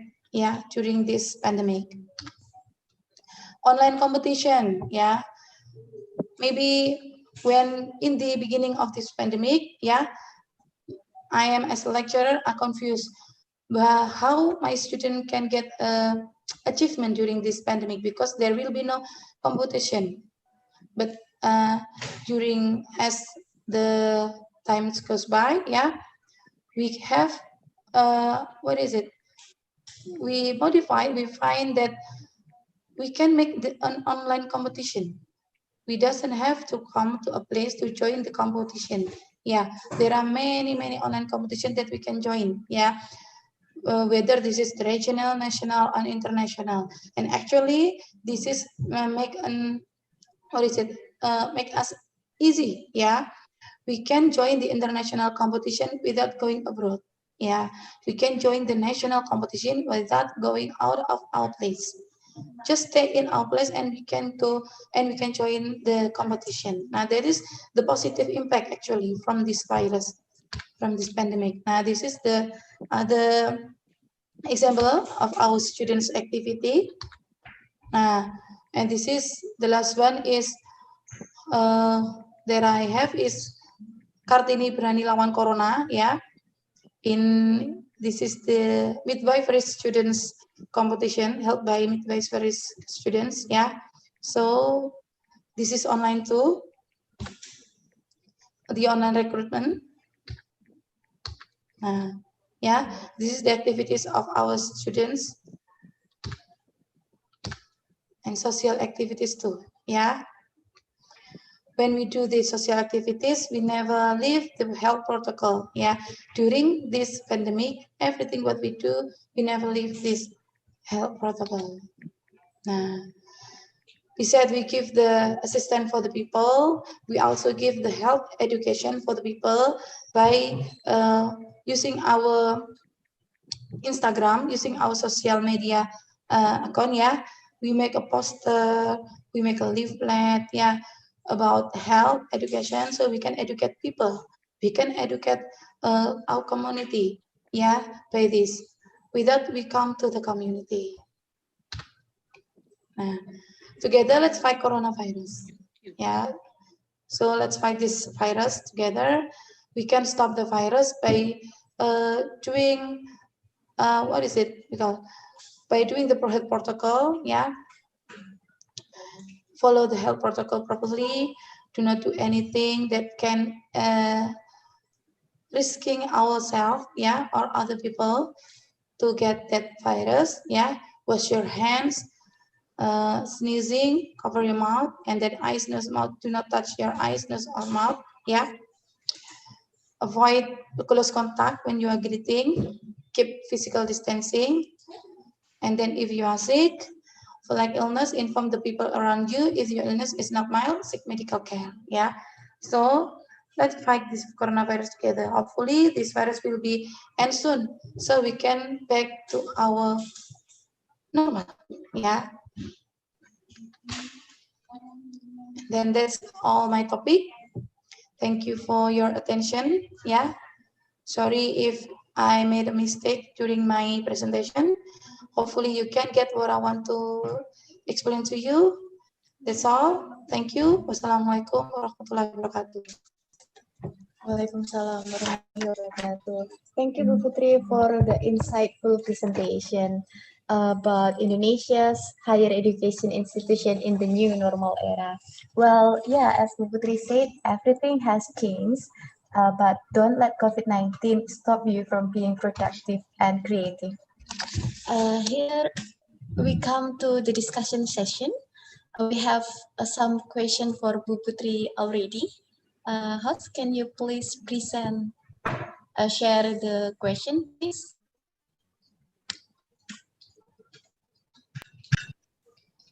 Yeah. Here is the first question for Ibu Putri from Maheswari. What the obstacles did you feel the most about as a lecturer during this pandemic? And the second question is from Sinta Dewi. What the students activities that cannot be carried out during a pandemic? So Bu Putri has explained some students activities that can be carried out, but of course there must be several or some activities that cannot be carried out. That's it.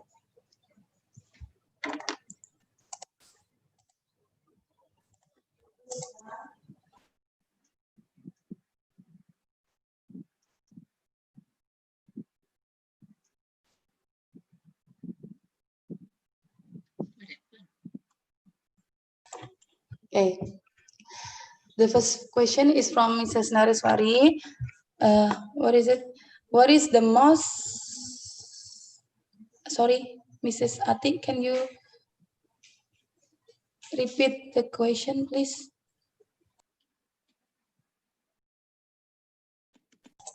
Okay, these are the questions.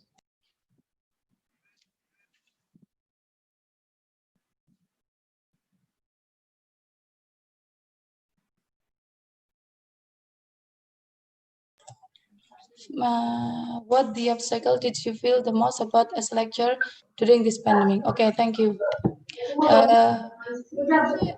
Miss Maheswari, actually I am the one of the lecturer that never used online class before this pandemic. Yeah, so when we have to use this online class because of the pandemic, I feel little bit what is it, surprised. Yeah, because I have to usual with the online class. I have to input my topic into the platform. I have to be usual with the platform. Yeah, sometimes I ask my students to help me. Yeah, but because I use the online class often, now I can understand. Yeah, I can do the online class properly. Yeah, Alhamdulillah. So if you ask me what is the most obstacle that I made because of this pandemic, is that be usual with the online class. The other obstacle is actually I am the person who love meet students so much. I love to discuss with them. I love to doing the activities with the student, and because of this pandemic I cannot do that again. And I think that's the most obstacle that I made when during this pandemic. And then the second question is what the student activities that cannot be done and cannot be carried out during this pandemic? Yeah. Yes, you have told us about some activities that can be held during this pandemic, but the other activities that cannot be carried out during pandemic, how about that? Yeah.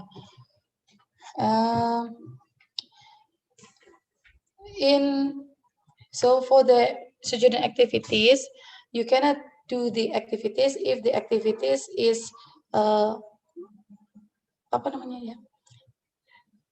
What is it? Need to close with the people, yeah. If that activities have to close with the people, it would be nice if you do not do that activities. So if that activities is need to gathering people, yeah, many people, do not do that activities, yeah. The other activities that you can do the activities if you can.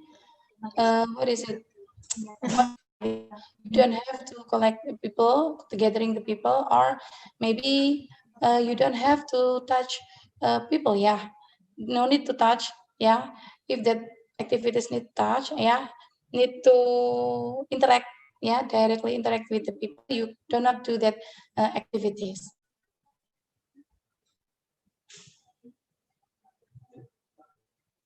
I think that's enough. That's why when you want to make an activities, you can use the internet. Yeah, you can the online activities. Okay, thank you for Ibu Putri.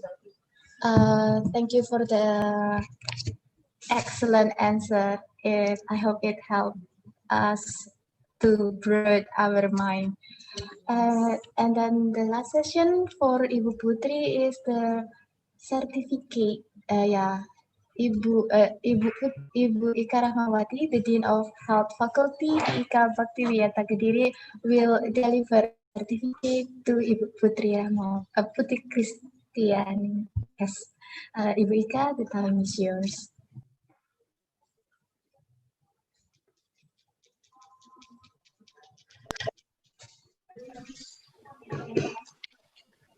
Thank you, dear Mem Putri Kristianingsih. Thanks for sharing the knowledge and experience that we did in IIK Bhakti Wiyata, Indonesia, during the pandemic COVID-19. Good job, ma'am. Thank you.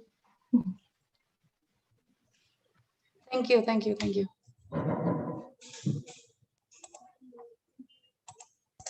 Thank you very much, Ibu Putri. Thank you. And firstly, I want to say hello to Mrs. Mariama. We have before. Thanks for joining our symposium, ma'am. Thank you. yeah, thank you, Ibu Putri.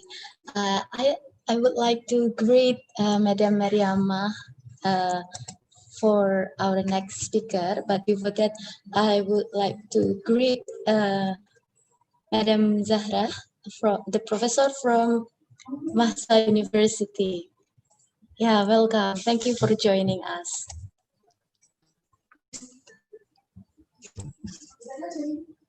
Yeah, the next session, you guys must be waiting so much for it. The next speaker is Ibu Mariamah Masalamani, MSc. And then I will introduce her first. Madam Mariamah Masalamani was born in 6 February 1959. She lived in Johor Bahru, Malaysia. She is currently working at Mahsa University and Monash University. You can reach her through email mariamah@yahoo.com or through phone 019-785-8646. And here is her career promotion. Yes, she was first appointed in 1982, and then she got several promotions until she retired in 2019 at the age of 60, and taken as the adjunct lecturer at Mahsa University and Monash University. Here is her academic qualification. She got her diploma in higher education for the healthcare professional from University of Northumbria, and her bachelor and master degree in nursing practice development from University of Northumbria as well, UK. Beside that, she also has several certificates from Ministry of Health Malaysia and certificate in midwifery specialist from University of Northumbria in 2009. She is a part of Lembaga Jururawat Bidan Malaysia, Malaysian Nurses Association Life Member, Malaysian Nurse Union, and Malaysian National Hindu Sangam. Here is her work experience. She has a lot of work experience as the staff nurse or nurse lecturer at several college, and then head of maternity ward, head of midwifery program, head of clinical practice, deputy director of academic, head of advanced diploma and post basic program, head of advanced diploma and post basic program as well. And the latest one is head of the postgraduate examination department.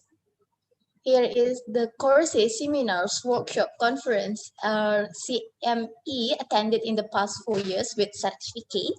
Here in the 2020, she attends several events held by Medscape and Monash University, as well as Hospital Sultanah Aminah, Johor Bahru, Malaysia. And then here is in the 2019, there are a lot of achievement. Indeed, this one is from 2018, and then this one is from 2017. And then this one is the paper that she wrote. She has been a speaker at several international seminars as well in the 2017. Wow, a lot. And this is her special skills as ahli panel penilai kurikulum program kejururawatan, ahli panel forum lembaga jururawat Malaysia, AJK dan fasilitator penyediaan dokumen akreditasi, dan panel penilai LJM dan MQA ke institut swasta.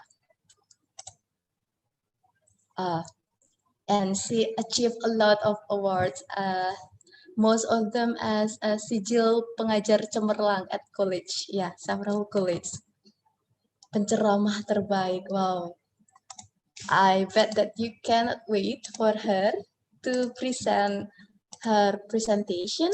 So without further ado, please welcome Madam Mariamah. Madam, time is yours.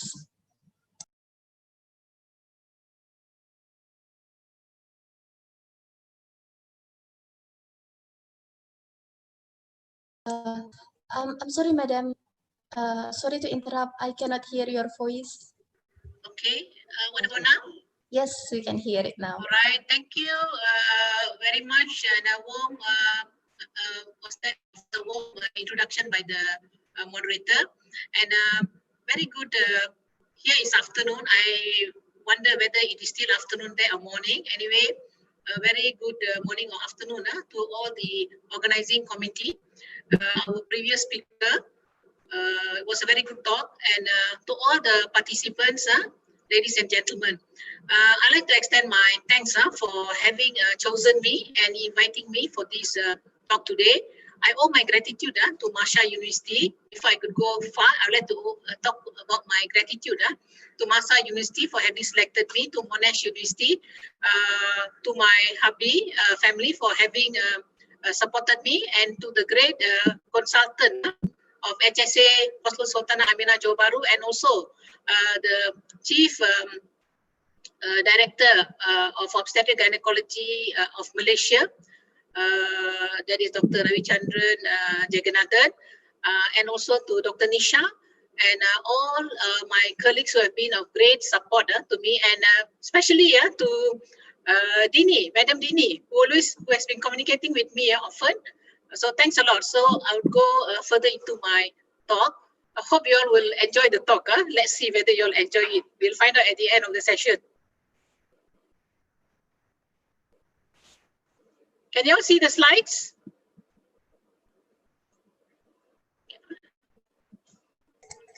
Can you all see the slide? Not yet, ma'am. Not yet see, okay, let me see. Where am I? Go back close. Okay, wait, to go and share the screen first. Share screen. Share screen. Okay, can you all see? As we still cannot see it, ma'am. Cannot see. Okay, hold. I'm sharing the slide anyway. Hold on. Share screen. Okay. Yes, we can see it now. All right, good. Okay. The topic for me to discuss today is impact of COVID-19 on midwifery service and education in Malaysia. Okay, this is rather an important topic. I would be talking a few things here. The highlights are what we have done. So implementing the new norms on managing the midwifery care in collaboration with the obstetric team during this COVID-19 pandemic.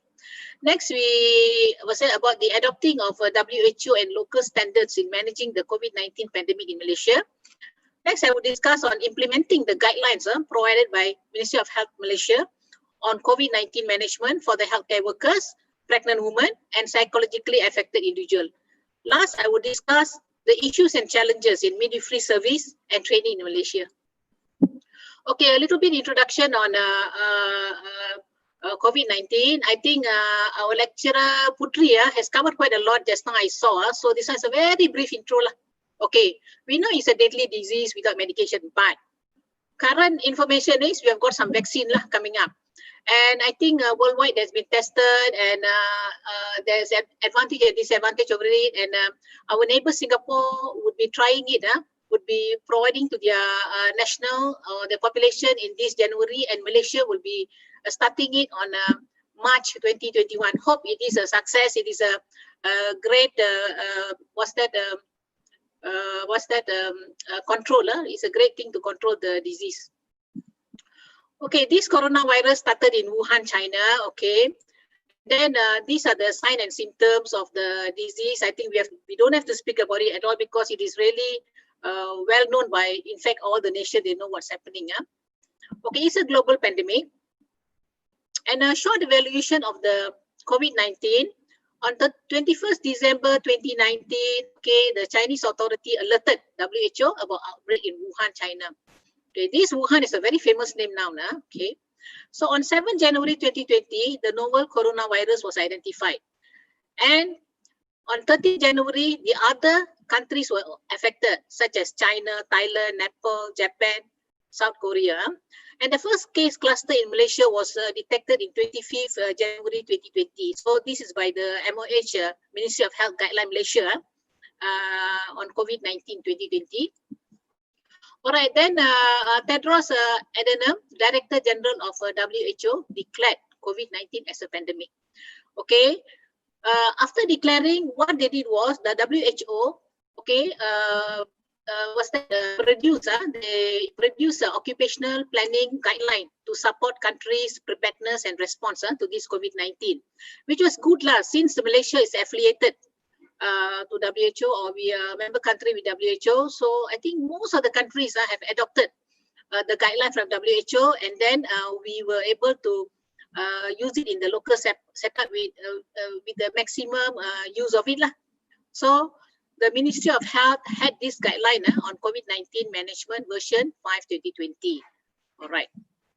So what was its content is introduction to COVID-19, and then the transmission of the disease, the case definition, the definition of contact with the disease, the admission criteria, the transfer to a step-down facility, and we also had the checklist for suitability of a patient under investigation for home surveillance. And also we have the infection prevention and control measures when COVID-19 is suspected or confirmed. We really have a very good system in Malaysia.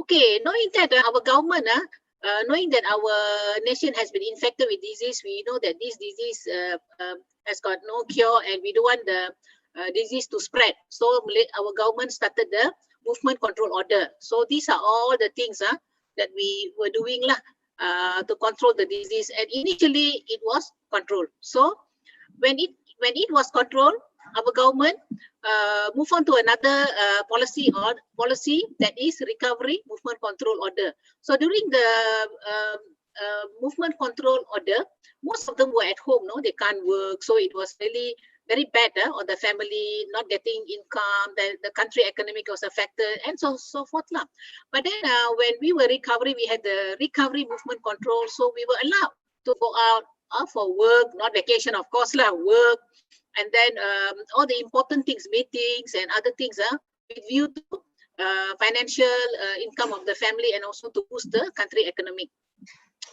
However, you see now we are having a little bit rise on the cases, but still it is being controlled in such a way that it does not spread widely. All right, so this is the prevention of coronavirus. Okay, well, let's listen to these particular words forever. Wash the hand. Avoid. Cover. Don't touch. Okay, don't touch. And forever we think about social distancing, masking, washing. So these are all the main things in prevention of COVID-19. And then our government, they are very good. They don't want the population to get all the wrong information, and then psychologically they are affected, physically affected, and then they go into problem. So they don't want these fake news to reach the public. So Ministry of Health Malaysia introduced the COVID-19 session in the portal rasmi Kementerian Kesehatan Malaysia, portal rasmi or the official portal of Ministry of Health Malaysia, all on COVID, everything, whether it is the foreign news or national news, whatever it is. So public is supposed to utilize this news. This is a reliable news and not other news, so that this will at least know what is the current info and so forth. So that's the best choice. Okay, several policies on COVID-19, through Ministry of Health Malaysia was also in the portal. And I would like to discuss here on what are the policies that was introduced and implemented in Malaysia with great success. Okay, I'll talk about obstetric and gynecology guidelines. So we had these guidelines for our department. That is management of healthcare workers during COVID-19 pandemic. Next, we had the guideline on management of COVID-19 in obstetric and gynecology. Next, we had a guideline on management of pregnant women. Very important, these two areas. Next, we also had mental health and psychosocial support during COVID-19. This is to help not only for the healthcare workers, but also for the public. So we want to give the best mental help to every individual during this COVID-19 pandemic. Last but not least, under this obstetric, we also had have the guidelines on baby-friendly hospital initiative, implementation, and breastfeeding practices during COVID-19 pandemic. So all these things were well written, and we are applying with good. It is effective lah. This is all to cover the individuals or the patients from COVID-19. So many change management strategies were done to prevent the COVID-19 spread. Okay, we look at the previous norms. We always, every clinics in Malaysia, whether hospital, whether clinics, all overcrowded. But then during this pandemic, it should be controlled. Okay, these are the congestion at clinic, previous norms. And then staff working in close proximity. You can see this is at the health clinic of Malaysia. And as for in the labor room, if you look at this, look at the midwives working in close proximity. This is the birthing woman, the spouse, and the baby, all in close proximity. Okay, let's look at the new norms during COVID-19. Okay, we started having the My Sejahtera check-in. This is a very important tool. Actually, for whoever goes anywhere, they're supposed to check in to say that they've been to that premise or that area. This is to ensure that should there be an outbreak in that particular area, we can easily trace our contact and then manage the patients adequately to heal them and also to prevent further spread. So this is very, very compulsory. Should they breach this particular My Sejahtera check-in, they can be imposed a fine or a summon by the authorities. Okay, this temperature monitoring also goes on, very strictly, and if anybody found to have a rise in temperature, they'll be referred to the hospital or to the appropriate authority for further investigation to detect or exclude COVID-19 disease. Okay, the new norms of midwife, you can see everybody using masks wherever they go. Not only nurses, everybody has to use. This is to prevent getting the disease or spreading the disease. Okay, other new norms in the not only in the healthcare system but also in the midwifery, obstetric, gynecology, midwifery system. We had the appointment making over the online appointment making. So this would be attended by the medical staff at whichever clinic or hospital, and they will be chosen based on the appointment will be given based on their requirement. And once the appointment is done, they have to follow and go to the clinic or hospital. Okay, so when they visit the clinic, they've got several rules and regulation. Of course, they're not allowed to come to the clinic without any appointment. They must come with appointment, and then they should not be accompanied by anybody because we don't want any overcrowding to reduce the spread of disease. And next, if there is a necessity, communication problem, or patient is unwell or mentally affected, psychologically affected, yes, they are allowed based on the cases. Okay, they also must use appropriate mask, not below the nose, not below the chin and so forth, but they must use the mask appropriately. So when they are at the clinic, they still practice the 1 meter distancing, 6 feet social distancing factor, and they have to follow all the rules and regulation our Ministry of Health has put up. Okay, other than that, once they come to the clinic, okay, what happens, clinic or hospital, they cannot come down from their transport and go straight away into the clinic. They have to be waiting in their cars, okay, because we don't want any overcrowding, and the staff would call them, they would SMS to the staff that they are already at the premise and waiting to be called. So once the clinic is cleared, then they be called accordingly to their appointment time. So this is to prevent overcrowding at the clinic. And once they're in the clinic, you can see this chairs being arranged. They've got the 1 meter distancing. This is to prevent any spread. And you can see this clinic, only a few patients. So we practice the strict social distancing to prevent spread. Okay, the new norms of midwives, you will see in the labor room, they'll be well covered with their head cap, mask, their face shield, plastic gowns, then these water resistant gowns, gloves, footwear, everything complete. This is to prevent spread. And if patient is to come in an emergency, we don't know the patient is having COVID or not, so to prevent any spread to the midwives in the labor room. Okay, the new norms not only emphasize on the medical staff, that is obstetrician, the MOs, the midwives, the nurses, but also we give a full emphasis to the patient or client who come in. So we protect them, plus we protect ourselves. But all the procedures go on as usual. The procedure, there's no compromise in the procedures. We always feel that patient is always number one. All right, this new norm is in the labor room. If you look at this, as I told you, she's fully dressed and then attending to the patient. Okay, and the new norms in the labor room, we don't allow overcrowding. So the patient is attended by 1 obstetrician, 1 midwife. If there is a need, then they'll call it another 1 more person. This is to prevent, to reduce movement and also spread of disease. Okay. Okay. At last, you see, in summary, we keep a 1 meter distance, okay, to be safe.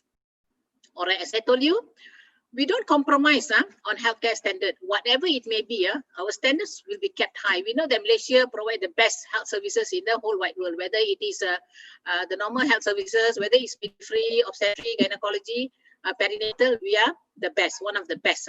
Okay, I'd like to congratulate Malaysian and all the support countries who made this success. Okay.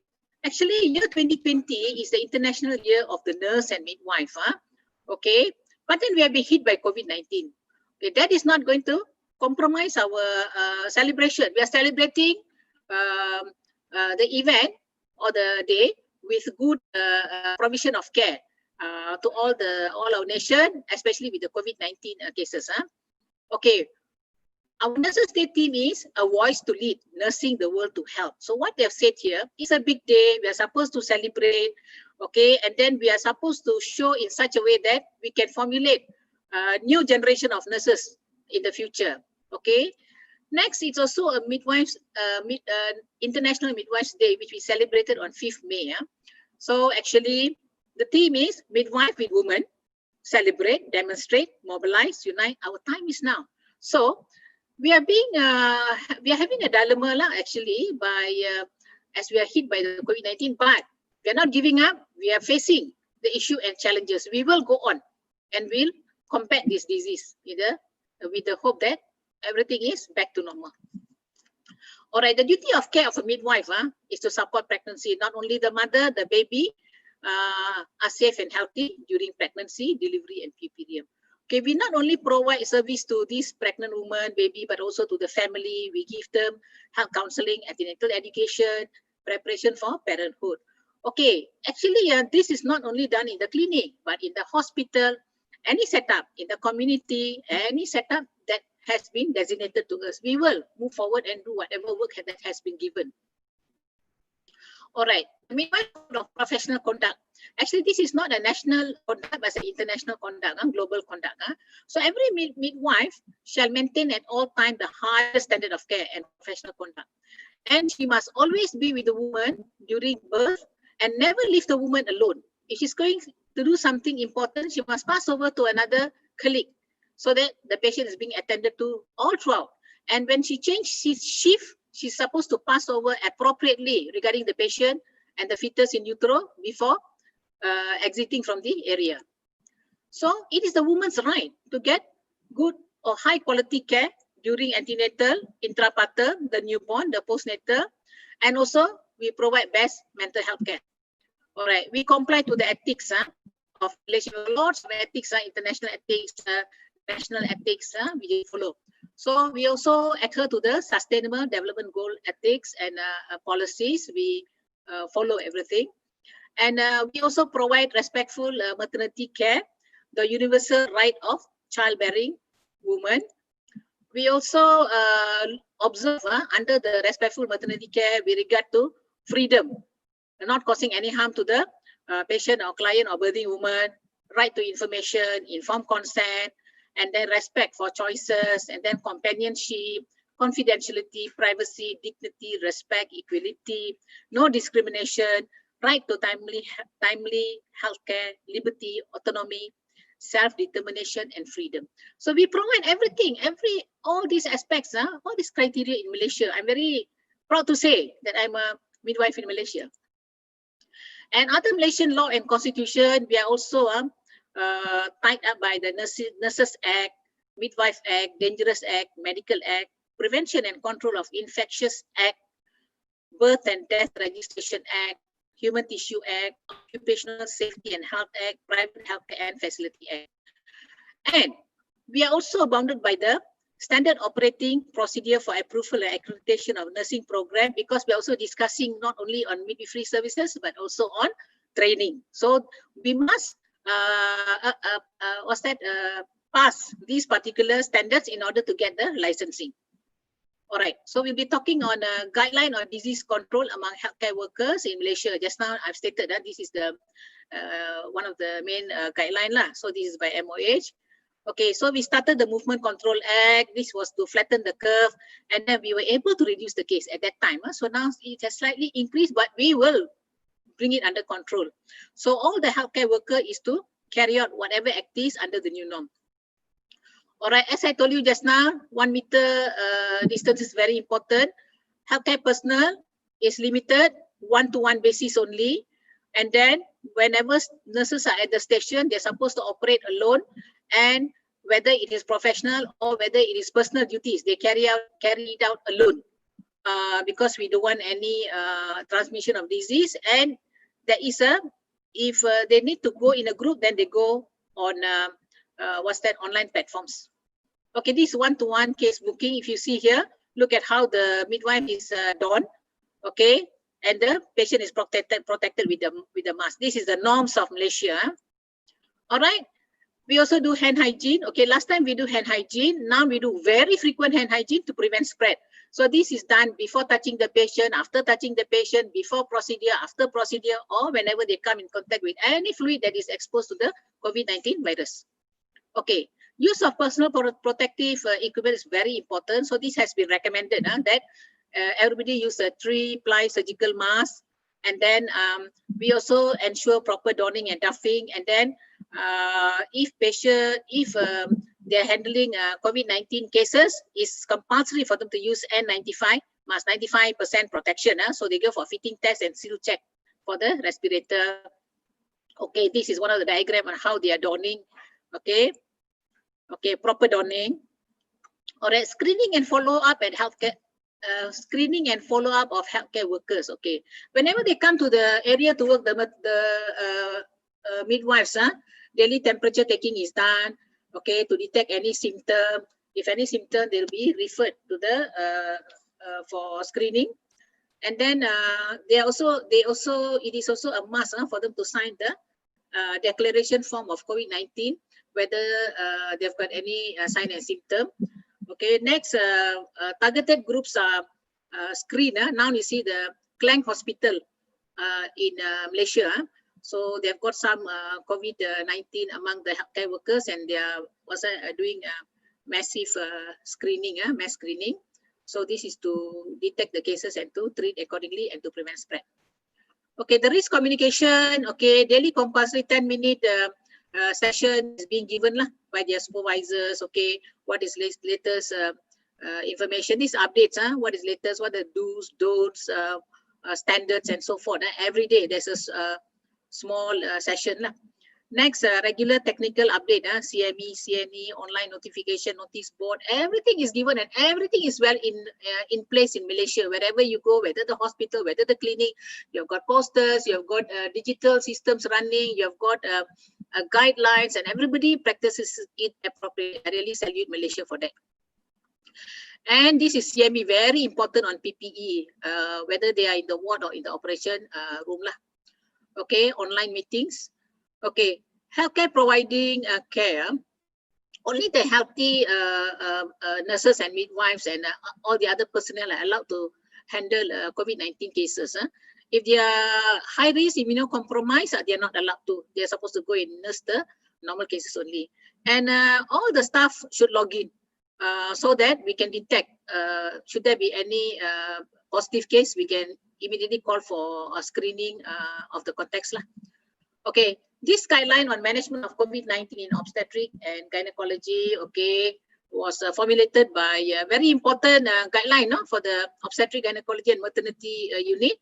Okay, this was formulated by Dr. Ravichandran Jagannathan. He's the head of OND Services Malaysia and also the head, if I'm not mistaken, head of OGSM of Malaysia. Next is Dr. Munisuran Ganesan. He's the maternal fetal medicine specialist of Hospital Kuala Lumpur. We must appreciate them for having done this. A very fruitful write-up. So another guideline that they did was management of COVID-19 in pregnancy. So this is another guideline which is very clearly stated on how to manage the pregnant woman. And the content, the key areas that it covered is general information on COVID-19 and pregnancy, and then how they manage the suspected case, the confirmed case, okay, the probable COVID-19 patient, how they manage the patient in isolation or quarantine, how they manage the recovered patient and those returning to work, and then general management of ONG patient, and then safety and staff, including the other supportive workers, and importantly, modification of antenatal and postnatal care. I've mentioned a few just now. We'll go further. Okay, we know obstetric care is essential. Okay, if a pregnant woman, so this is another new norm. If a mother is infected and she's having symptom or infected, she is to be quarantined for 14 days. Okay, her appointment will be deferred. Later, we'll call her back for another appointment once she gets well. Okay, and then during this COVID-19, people scared to come to hospital. They don't want to come, you know. So we'll have some missed appointments. So we must schedule of these mothers, pregnant mother, and get them back so that we can give a proper antenatal checkup screening in order to bring about normal birth lah. Okay, we also screen the mental health status because this is to identify domestic violence, coping mechanism, and access to healthcare. So modification in service, each unit maintains social distancing, as I told you all just now. And visiting rules, visitors cannot simply walk into the hospital, clinics, and so forth, unless there is a need, we allow them to come in. Because as again and again, we reduce movement to prevent contact and spread lah. Safe antenatal and intrapartum is priority, and the safety of the healthcare workers is very important, and we must have enough staffing. So we are having problem with this, okay, but deployment has been done in Malaysia. Wherever there is a big need, so we deploy wherever there is a lot of staff, we deploy the staff from that area to the place where they are needed. So I think that's a very good management strategy. So mode of delivery is based on a stage of labor lah. Okay, this face-to-face service we give. Okay, we also provide virtual services, no? But we have started partially. We have implemented partially, and we are very proud lah that we have started something. So we have got virtual prenatal visits. So the doctors and the midwives are contacted virtually, and then they seek advice from the doctors and midwife.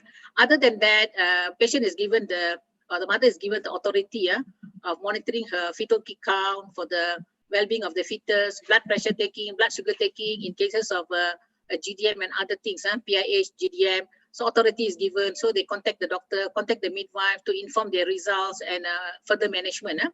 The consultation with specialists, maternal fetal medicine specialists, all this on the way, is on its way. Online communication with providers is going on. Mental health care is going on.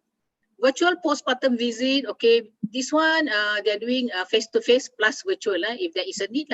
Lactation support, a lot of lactational support. We have got lots of groups, not only hospital group, we have got NGO and so forth. We are doing it very well. So I hope the whole team, the whole system would be executed in time to come.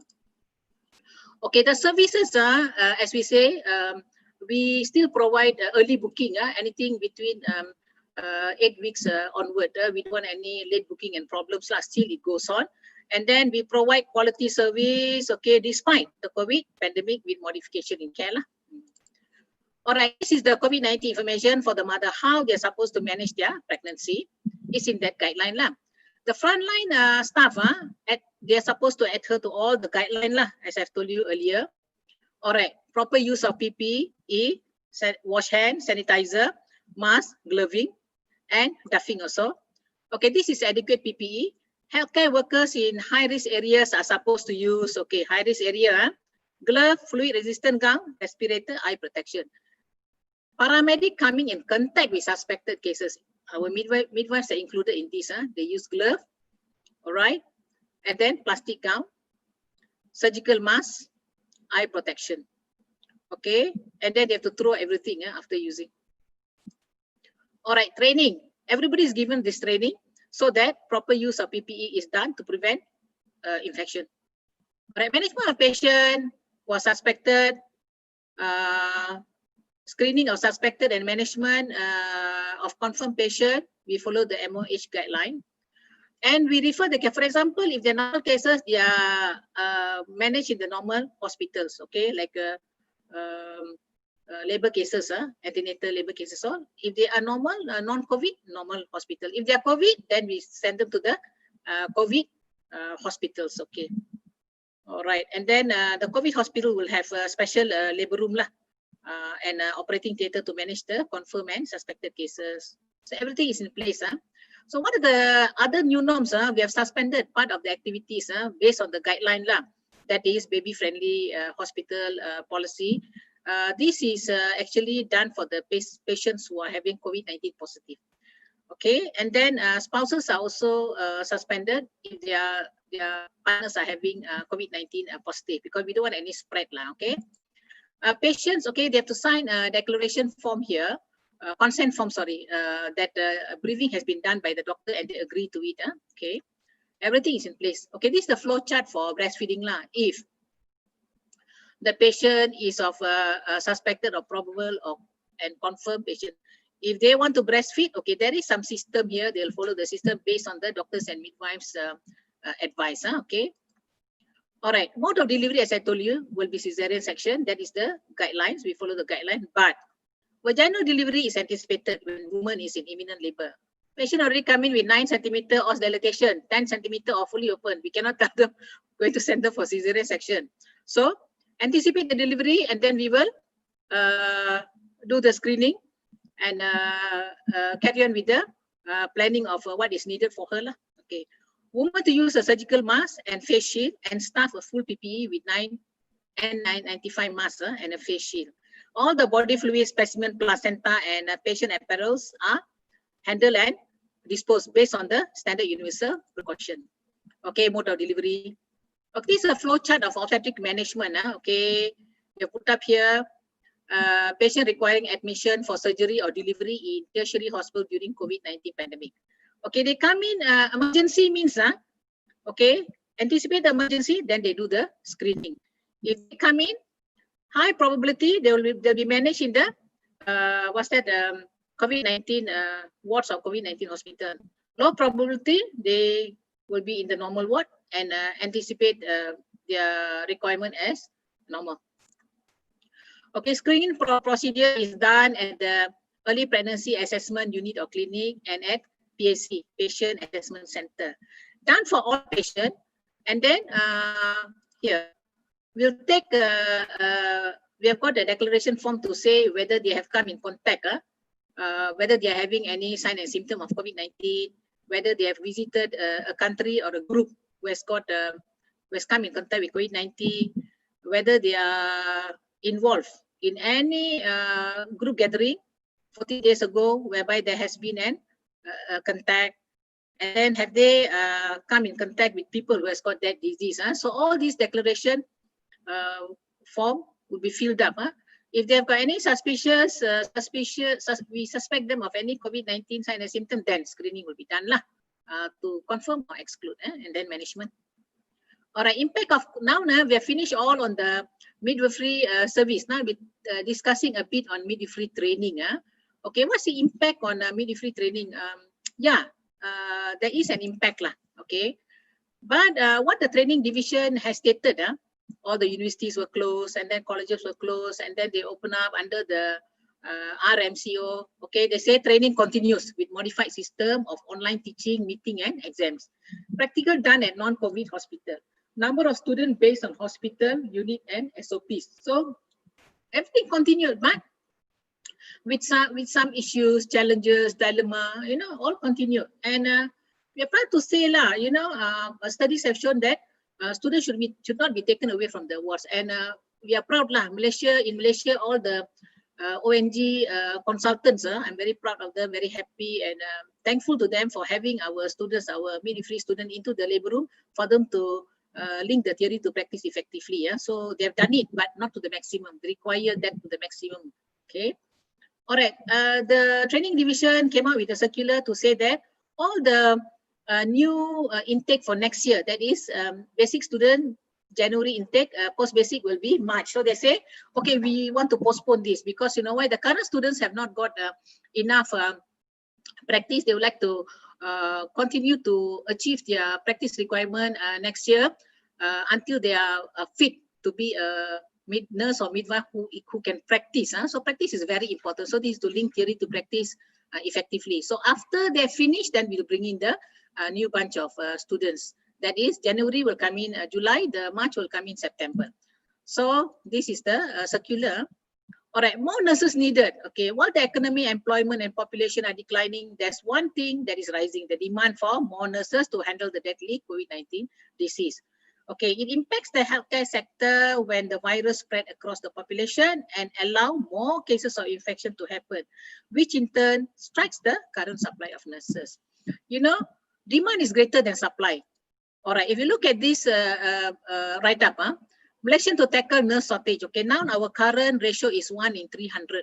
Okay, WHO standard is 1 in 200, and very proud to say that our Ministry of Health has put up to JPA. That means the Public Service Department, Public Service Ministry, to allocate more place for the nurses, midwife, and then to make this a reality. Not only to nurse the ordinary, the normal cases in Malaysia, and to manage the normal pregnant woman, the midwifery or maternity care, but also to anticipate any pandemic in the near future. We don't know what is coming up, because we must be ready enough. All right, what does some of the studies show? Okay, before study, this is a write-up by University Cyberjaya 2020. What they state is sustaining online teaching and learning during and after pandemic. Okay, so they say COVID-19 has disrupted the education in the college and university. True enough, okay. So it has quickened the journey of online learning. So they advise all the faculties to re-examine existing organizational structure to support online learning, allocation for technology, staff training to support the urgency and online learning platform. Because we want a two-way communication of online, both sides working. No, sometimes it don't work one side, it'll be a failure. So we cannot achieve the objectives of teaching and learning online. Faculties to prepare well-structured lesson plan to furnish into the learning management system. And this is also, sometimes we have got advantages over this online learning, because it is initiating the self-directed learning among the student. They are not only emphasizing on teacher-centered. If we are face-to-face, sometimes teacher-centered. If we see teacher-centered learning when we don't initiate the student. So this is self-directed learning, which is good. All right. Training schools have been, okay, this one is by Lezenbai et al. By ICN. Training schools have been confronted how to ensure students gain the patient care clinical experience to qualify as nurse and midwife. You see, so many universities has closed. So the students can't go to clinical area. Hospitals do not want them. Some hospitals take them, okay. So some hospitals, this is worldwide. Some hospitals close their doors to students due to excessive patient demand and shortage of PPE. Others close their door to prevent infection of the student. This is what they feel. And then in certain regions, students work full-time, which is good. Mandatory nationwide lockdown sent many students home without clinical practice. So the pandemic have disrupted clinical education and threatened workforce sustainability. So students commented that it has deprived their learning, okay, to provide nursing and midwifery care in this new viral age. They wanted that to be there to manage the system, to manage the disease, so that they are they are good in the management in the near future. Okay, there's another study here, the relationship between COVID-19 knowledge level and anxiety states of midwifery student during the outbreak, the cross-sectional web-based survey. What it showed, okay, what it showed is the anxiety, this was done on the female midwifery student, 972 female midwifery student, and the anxiety level of the female midwifery student were very high among visiting the hospital during the pandemic and having, especially when they have got parents or relatives who have come in contact with the disease. Female midwifery student had a very high level of knowledge on COVID-19. So what the practice implication here is, they say female midwife of the future will take part in primary healthcare, in the protection and promotion of health as an important occupational group in the public health system. To determine mental health and psychosocial needs of them during the outbreak will gently contribute to the pandemic management process. So they want to work and to allow them in the near future. All right. Other than online learning, online theory, we also had online workshop. I like to say great thanks to our ONG, National ONG, head, our Dr. Ravi Chandran, and the team, OGSM and the team, for involving not only the obstetric medical officers or housemen, also involving the midwife student on online workshop. So they had the intensive course in obstetric emergencies, virtual. You see, virtual. And it was very effective. Not only we have obstetric emergency workshop, we had CTG online workshop, and then quite a number of other workshops. So things were not conferences. We still carried on with the conferences. Okay, of course it was challenging. So this study, is about online interprofessional simulation for undergraduate healthcare student during COVID-19 pandemic. So this was a study done on the midwife and the medical doctors, medical and midwifery student. They wanted to see how interprofessional learning could take place online. So the participant, it explored the observation of students as a participant in the online learning of using PPE and simulation-based learning of perinatal emergency management. So it went on well with the, sorry.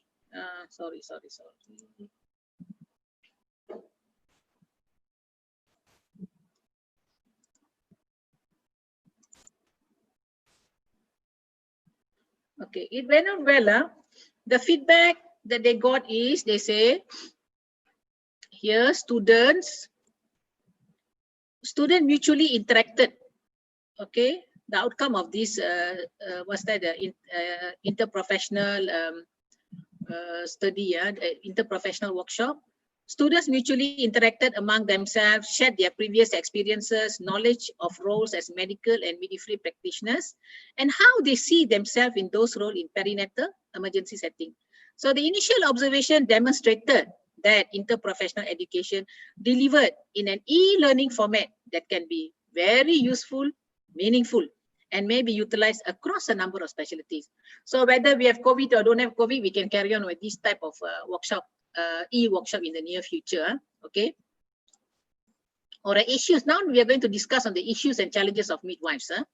So we have a staff shortage, overworking and exhaustion, nurse burnout, stressful, depression, suicidal tendency, and some even committed suicide overseas because when they were detected COVID-19, they committed suicide. Impact on midwife, they feel very fearful, anxious, stressful, depression over the deadly disease. They fear being infected. They fear being spreading to the loved one and family. They fear being isolated, left by loved one, fear of death. So stress of contact with the disease, isolation and stigma. Okay, again, they had long working hours, overworking, patient overload, work overload, exhaustion, burnout syndrome, deployment with new work area and anxiety. And also certain countries, they had shortage of equipment. Okay, impact on midwife again, psychological problems, difficulty in sleeping, nervousness, decreased appetite, indigestion, frequent crying, long-term fatigue, suicidal thought. So what does some of the studies show? So there was a study on factor associated with mental health outcome among healthcare workers exposed to this disease. So this was to assess the magnitude of mental health outcome. Okay, treating the patient exposed to COVID-19 in China. So what happened here was 1,257 healthcare workers in 34 hospitals from January 29, 2020 to February 3rd, 2020 in China. All these hospitals were equipped, okay, with fever clinics or ward patients with COVID-19. So all these nurses, these healthcare workers were handling COVID-19 cases. So let's see what happened. So the results are a total of 1,257 out of 1,830 individuals completed the survey with participation rate of 68.7%, 7%. A total of 64.7% were aged between 26 to 40. And 76.7% were women, 60.8% were nurses, 39.2% were physicians, and 60.5% work in hospital in Wuhan. And 41.5% were frontline workers. A proportion of participants reported symptoms of depression, as I told you. Okay, that's more than half, no? 50.4%. Okay, anxiety, 44.6%. Insomnia, 34%. And distress, 71.5%. So finally, it concluded, nurses, women, frontline healthcare workers, those working in Wuhan, China reported more severe degrees of all measurement of mental health symptoms than any other healthcare worker. So this study showed this lah. Another study was the relationship between psychological resilience, burnout, stress, and social demographic factors with depression in nurses and midwives during the COVID-19 pandemic. This is a cross-sectional study in Turkey. This study aimed to determine the relationship between as I told you earlier already lah. Okay. So the design and method was cross-sectional, 377 midwife. Okay. Midwife, sorry. Previous. Okay, 377 midwife and nurses. Results, the prevalence of depression in midwife and nurses in our sample was 31.8%. The risk of depression in midwife was 1.92 times higher than the nurses, the midwives. The high perceived stress score increased the risk of depression by 1.16 times, and a high emotional exhaustion score increased the risk of depression by 1.11 times. So troubleshooting guide. So Malaysia, as I told you, we have got the mental health and social support for COVID-19 in Malaysia, whether they are public or whether they are healthcare workers. So everybody know that during crisis or disaster, everybody will be facing emotional stress. Okay, so they react differently lah, based on the background differences and the community they live lah. It is common for individual to feel stressed, worried, and anxious. And the coping mechanism is very important. Okay, this is the pyramid management intervention pyramid for mental health and social support from the guideline of mental health guideline.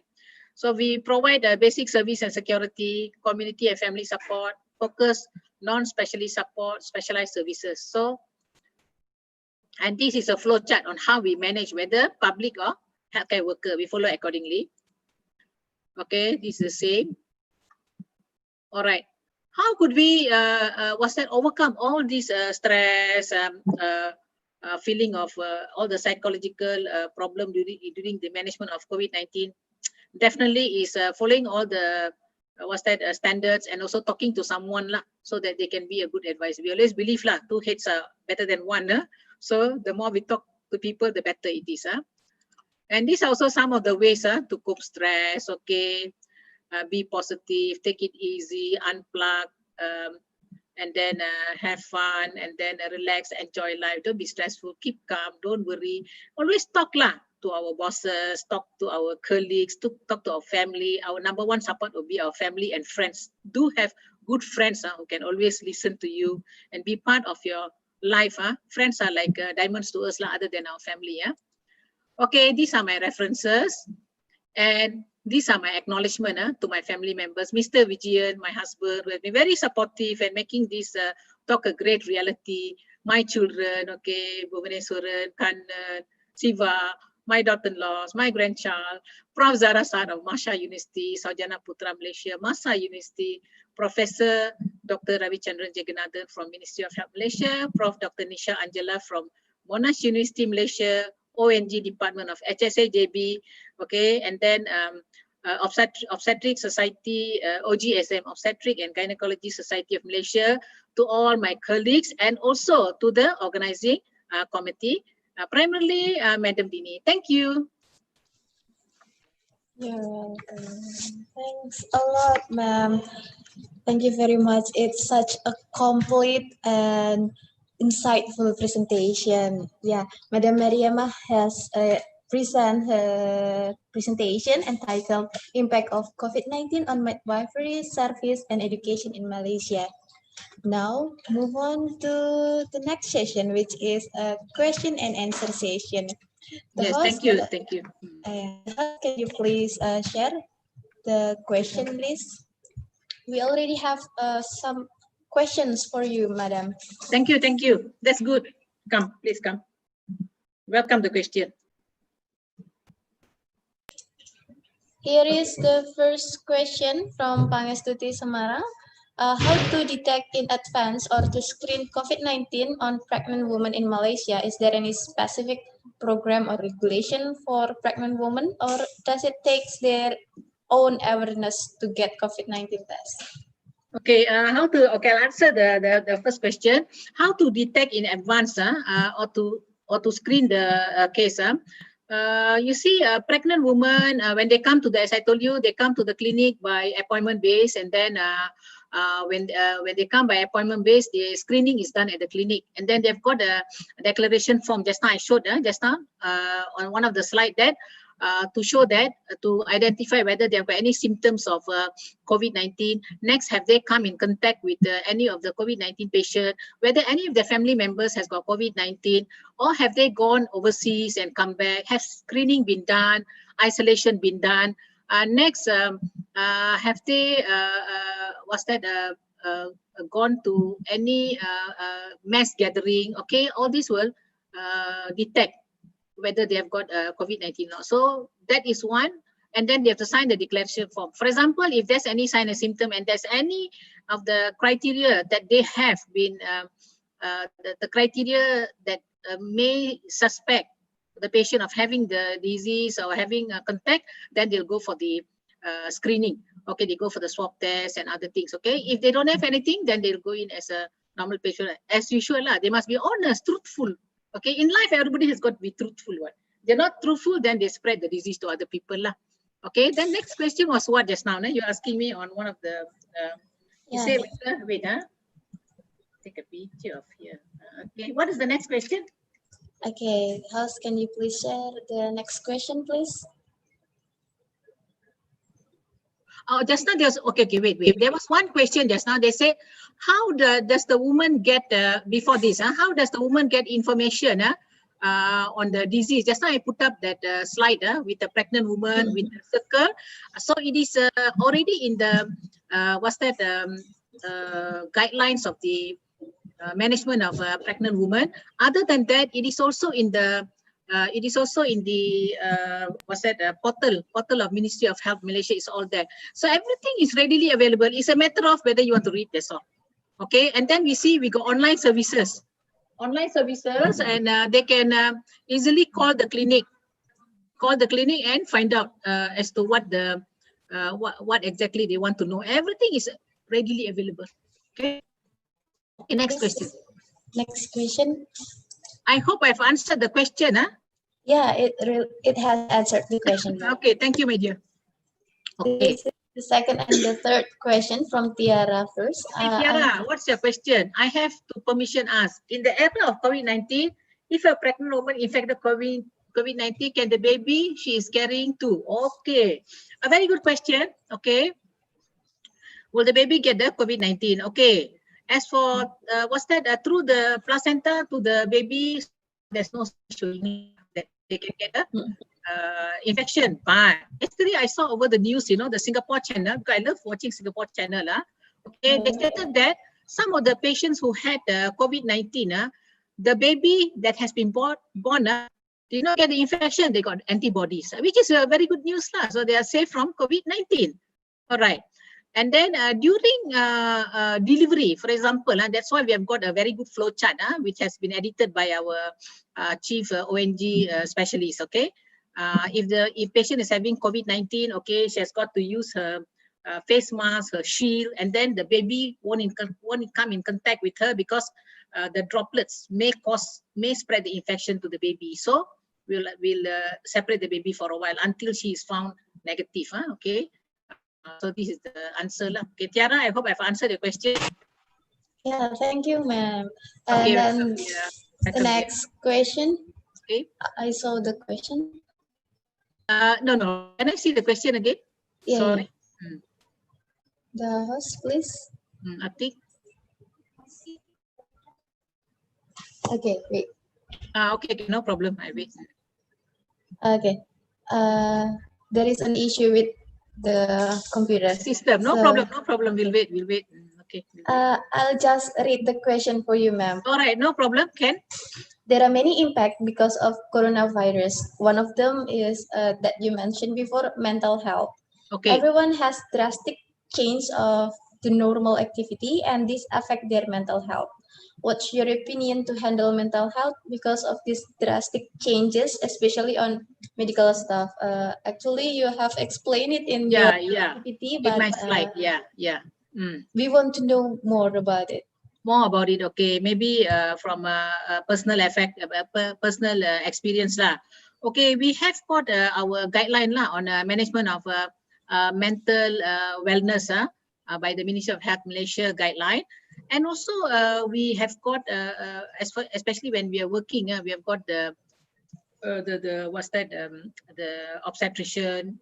They have set up a unit on managing the mental health status of the midwives, any staff lah, whether doctors, midwives and nurses, so they can always go to that counseling unit and discuss with the counselors. Okay, before even going to the counseling unit, as I told you, talk to their colleagues. The main thing, talk to your colleague. What is your problem? Okay, what's your problem? Are you fearful? Why are you fearful? Okay, you talk to the colleagues, and how to manage the problem, talking to the colleagues, and then talking to the sister, the departmental bosses, talking to the doctors, talking to the consultant, okay? And then primary is family lah. Family is the best person who could listen, who could give us a listening ears. Second, our good friends, communicate with them, and then we refer to the counselor and manage accordingly. As what we say, do not put them if they are very stressful. Do not put them in very stressful areas. Put them in normal areas, and then put them with somebody who's positive. Don't put them with negative people. They become more stressful. Put them with bubbly people, enjoying themselves, enjoying their work. At the end of the day, they're very happy. Stressed. There are so many mechanisms. Okay. I hope I've answered the question a little bit lah. Yeah, thank you. It already answered the question. Well, there is no more questions, so we come to the delivery of certificate. The certificate will be delivered by the Dean of Health Faculty, Ibu Ika Rahmawati. Please, time is yours. Thank you, Atik. Thank you so much, Madam Atik. Okay, thank you. Good afternoon. Thank you. Firstly, I am say hello to Prof. Zahrazad. Thank you, Ma'am Zahra, for being present at our event. Good afternoon, Prof. Dear Madam Mariamah, thanks for sharing the knowledge with us. We apologize if there any shortcoming for us. Hopefully, the collaboration between IIK Bhakti Wiyata Kediri and Mahsa University Malaysia will continue to be established and will not stop here. See you next event. Thank you. Thank you very much. You're welcome.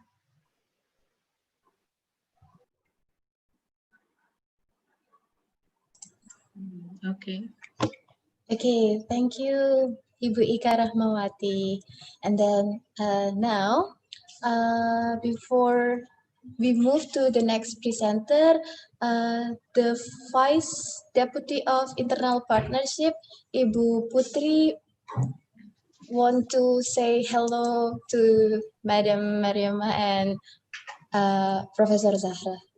Yes, thank you. Mrs. Thanks, Madam Putri. Yeah, thank you, Mrs. Mariamah, Madam Mariamah, and Prof. Zahra. Good afternoon, ma'am. Assalamualaikum warahmatullahi wabarakatuh. Thank you for joining our symposium. Thank you for your support so we can help this symposium, yeah, for the midwifery program. This is the first international symposium. Hopefully we can do the collaborate even again for the next period, yeah.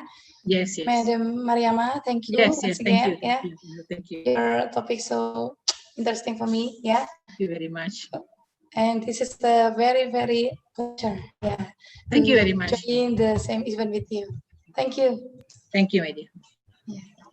Okay, the last one, I am thankful to you, Madam Mariamah, for presenting your complete and insightful presentation. Thanks, Now, Madam. yeah. Now move on to the next speaker. Last but not least, The next speaker will be Ibu Chandra Dewi Nataning Tias. Let me introduce her first. Ibu Chandra Dewi Nataning Tias was born in Kediri 2 September 1987. She lived in Banaran, Kediri. You can reach her through email and phone 085-859-109-212, and the email will be chandra.nataningtias@iika.ac.id.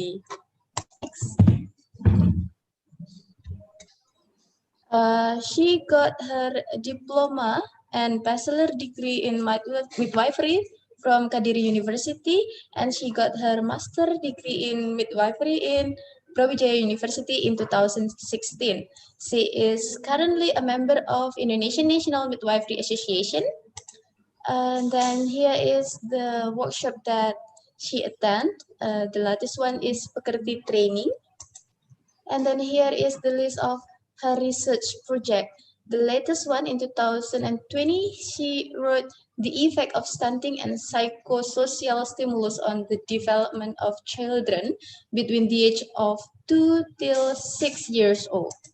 Without further ado, please welcome Ibu Chandra. Okay, thank you for the time. Thank you for the moderators for introducing me. And now we move to, sorry, I will share screen.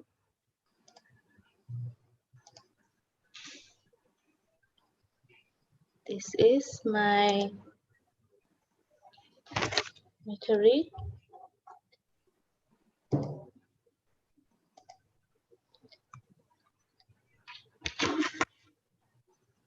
Can you see?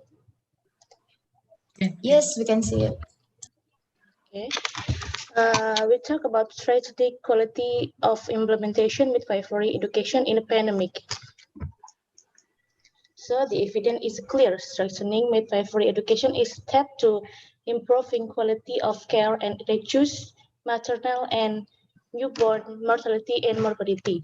The main problem in Indonesia is the high rate of the maternal mortality. For example, the data in 2017 was 177 maternal mortality per 100,000 live birth, and the target of the Ministry of Indonesian Republic is 131 maternal mortality. If the WHO target is 70 maternal mortality per 100,000 live birth. And we know that in March 2016,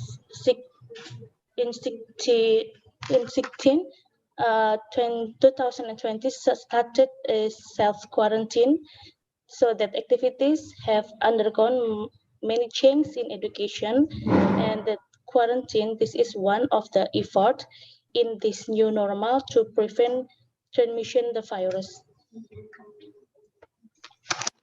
This is number exposure COVID-19 in Indonesia. We all know that this number is still very high in Indonesia. So based on the World Bank data in 2020, this pandemic is causing 1.6 billion children and adolescents drop out school in 161 countries. This matter now almost 80% of the total of all students enrolled in the whole world. This is one of the impact of COVID-19 in education. Based on the data all over the world, that there are many children who are forced to drop out of school.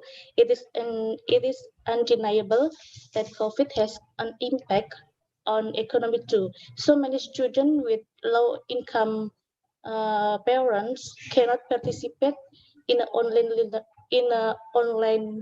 learning, or we call daring, because they do not have a laptop. It's very sad. And the new normal a current situation, social custom, and exchange that is different from what has been experienced or done before, but is expected to become usual. That means is we can work, study, and have productive activities in the era of the COVID-19 pandemic. So this is one of the efforts in this new normal to prevent transmission virus, be a role model so the others the importance of cleaning hands, always cleaning hands, covering cough, sneezes with the bent elbow and the etc. If don't just say it, but must be do it. In this new normal, it appears in the picture that still physical distancing, and this is plain to be indicate if there is learning in the class or we call luring by limiting students who come in a class by dividing them into group. And this is for example of a health guidebooks published during the pandemics. There is maternity care, postpartum care, and the etc. In order to surface keep going and safe for patient and provider with various adjustment relevant to COVID-19 prevention. This is developed by health service technology-based information as a solution innovative telemedicine, online consulting, and media application of we call counseling. This is in higher education learning pattern in 2020-2021. The academic of higher education still start in August. Learning method in institution in all zones must be carried during or online for theory course and wherever possible for practical course. Colleagues leader in all zones can only allow students activities on campus if they do the health protocols and policy that the relevant director general will issue for activities that cannot be replaced by online learning. For example, laboratory research for thesis, laboratory assignment, and practice. This is the problems. The problems in education during pandemic. The curriculum has not been prepared for the condition pandemic, and the regulation relate to learning hours. Approach to study and examination must adapt in a short time. Students and lecturers need to adapt to the new learning environment. There are several learning activities that cannot be done online.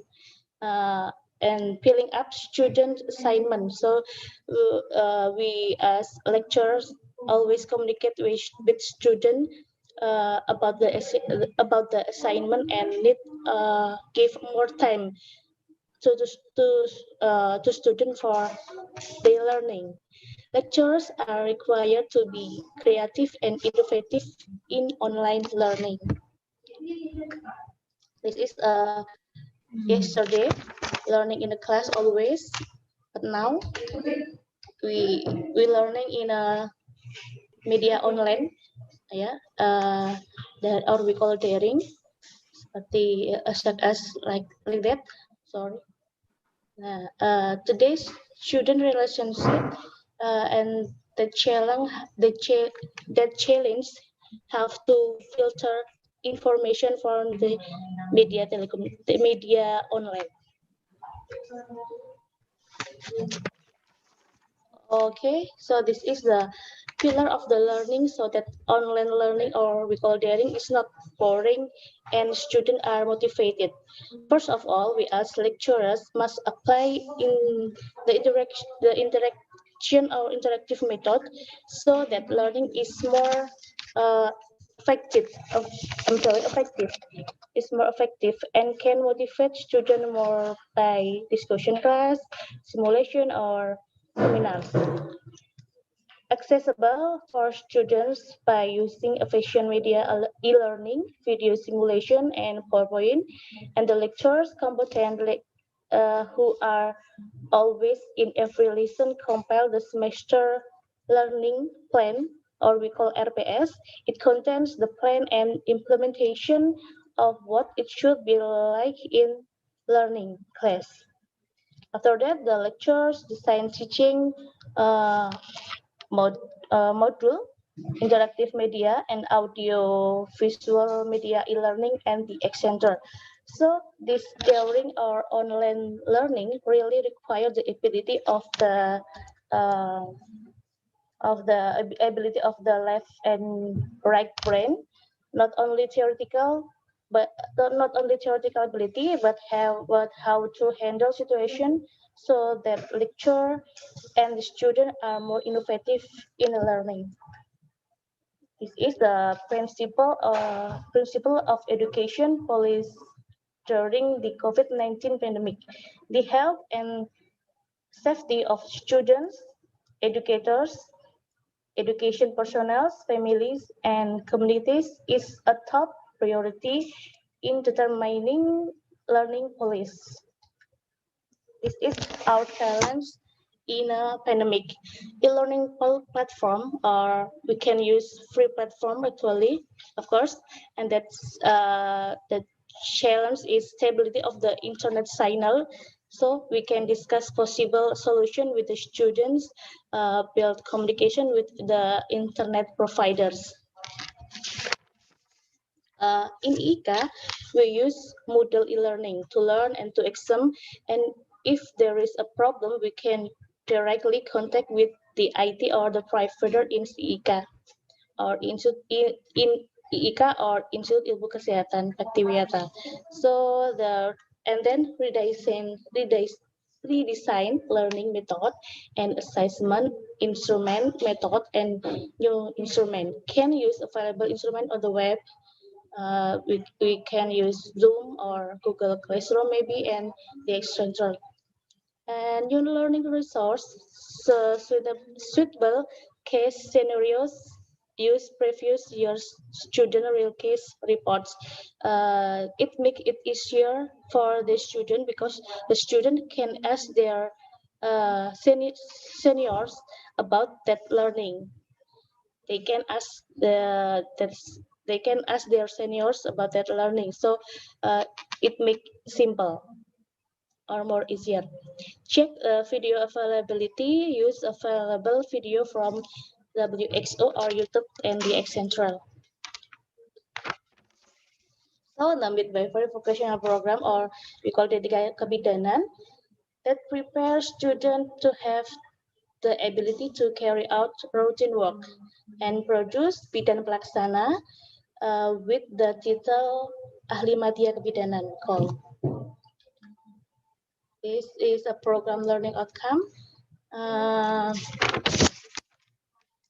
Depend on Indonesian Midwifery Association, or we call EB, and Midwifery Education in Indonesia, or we call IPKIN, expert and representative of midwifery institutional have four component. One, general affection, and then general skill, specific skill for midwife, and then specific knowledge for midwife. This is so in a midwifery vocational program, of course, there is not only theory but also practical learning or and clinical learning, which require partnership with hospital and midwife, or we call PPM, Bidan Praktek Mandiri, for student clinics practice placement. And this is our challenge. So I will discuss in the end about clinical practice. At first, I will explain the teacher roles. And we know that the lecturers have a facilitator, role model, and then information provider, resource developer, planner, and assessor. In the facilitator, as a lecturer, as a mentor, as a learning facilitator, and then in the role mode, a contact with the students, teaching role mode, and then in the information provider, as lecturer, practical teacher in the clinic, and then a resource developer, study guide produce or resource material creator, and a planner, of course, have a curriculum planner and design or RPS. We call RPS. It contains that plan the learning first until end the semester. It content in RPS, and then assessor, as a lecturer,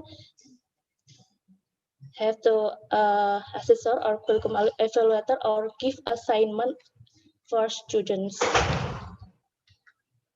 This is what is the impact of the COVID pandemic actually in this program of midwifery program of vocational. So the lecturers, students, education staff, and employees must adapt that that e-learning must be adapt, because we can see in the class. So how about midwifery education vocational learning process? That is 3 learning process: one of theory, and then practice, and then clinical learning. Learning implementation mechanism during a pandemic: theory by daring, of course, 100% theory by daring, and then practice, partially daring, partially and luring, and then evaluation, but also and also in evaluation, partially daring and luring. Assessment form is knowledge, skill, and attitude. We use essay, reflection, resume, or report, and then video. In the clinical skill, lab skill with OSCE method. And then implementation of online and offline learning, daring and luring. We call our process is very easy. I will give you one example in Askar Kehamilan or ANC antenatal care course. This is the theory implemented by 100% daring, and then the method we use and discussion, assignment, video, and quiz. Next, our process in mata kuliah Askar Kehamilan we call our ANC course. There is practice or lab skill 2, partially implemented, partially daring and luring. How to implement it with the health protocol rules, of course, and dividing into the groups, dividing the student into the groups and come in turns to campus. So not all students come to campus at the same time. This is a health protocol that we must do it in luring or in the lab or in practice in laboratory. So always wash your hand, check temperature, wear mask, face shield, and gloves. Learning process always I'm sorry. Of course, this scheduling academic calendar, and then review new strategies to achieve learning outcomes, and then use a variety electronic media of electronic media available, easy accessible, countable, scientific, and rational. Redesigned for recording and reporting cases, obtaining by students and give more time for students to learn. So give more time is have to, because it make simple for students. So we have give more time for the student to learn. So this is some our documentation if in practical learning appear to be wearing mask, face shield, and gloves. Implementation to the final project we call tugas akhir. When the student carry out clinic practice in hospital or in midwife, or we call BPM, Bidan Praktek Mandiri, the student have a duty to make literature review about midwifery care with standard Varney. The exam is conducted online by Zoom.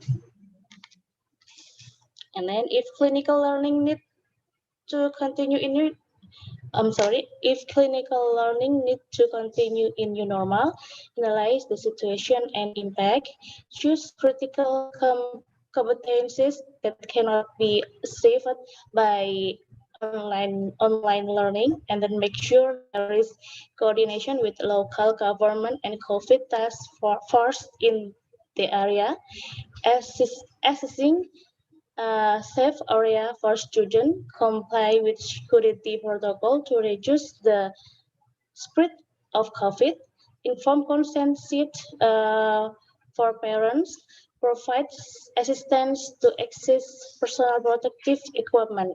So, and then do COVID screening test. I think it's enough. So, moderator. Yes, thank you very much for Bu Chandra for the informative talk. Very well, ladies and gentlemen. And now we come to the question and answer session. So the host will share the. Bu Chandra, can you please stop share first? Sorry. Okay, Yes. thank you. And then the question will be shared.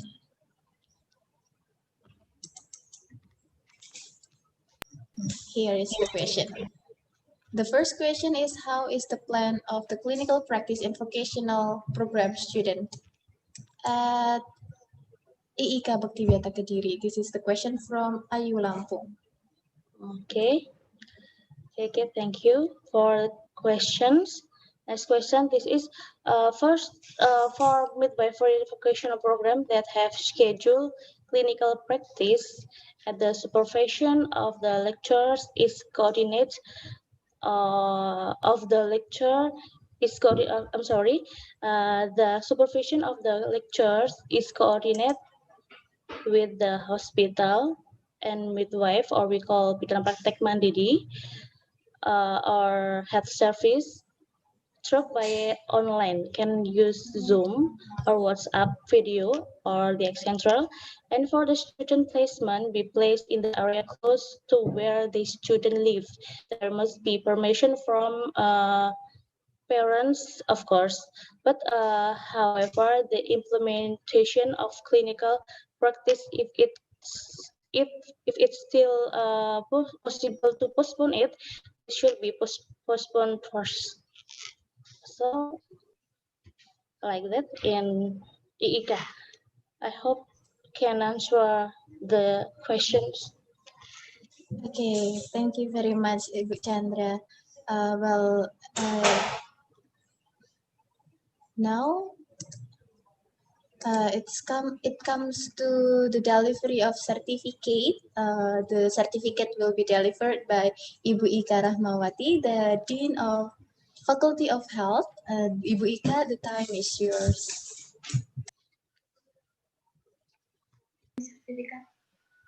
Okay, thank you. Good afternoon, Mam Chandra Dewi. Okay. Thanks for sharing the knowledge and experience that we did implementation of midwifery education during pandemic COVID-19.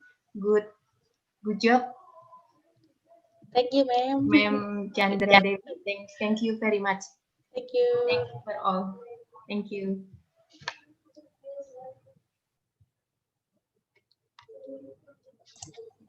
Thank you very much, Ibu Ika Rahmawati.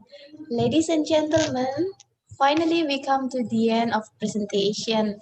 We would like to say thanks again for all the speakers for their informative and interesting talk, and to the audience for your active participation. Hopefully the presentation will be beneficial for everybody. Thank you for your attention. I will give the time back to the MC. Ma'am Alva, the floor is yours. Okay, thank you, Ma'am Ati. Ladies and gentlemen, now we arrived at the end of the event, and we thank you very much to all the speaker for today and all of the participants. We say thanks to Madam Mariama, Ma'am Diza, Ma'am Putri, and Ma'am Chandra, and we apologize if we have any mistake. Thanks for your attention. See you in next event. Assalamualaikum warahmatullahi wabarakatuh. Waalaikumsalam Warahmatullahi wabarakatuh. Okay. Leave now. Thank you, thank you. See you di next event. Thank you. Thanks for all. Thank you, Madam Mariama. Thank you. Please visit Indonesia, Madam. Leave.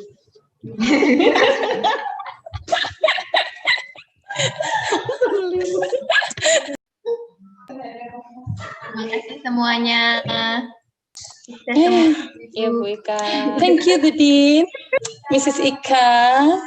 Ya, izin leave.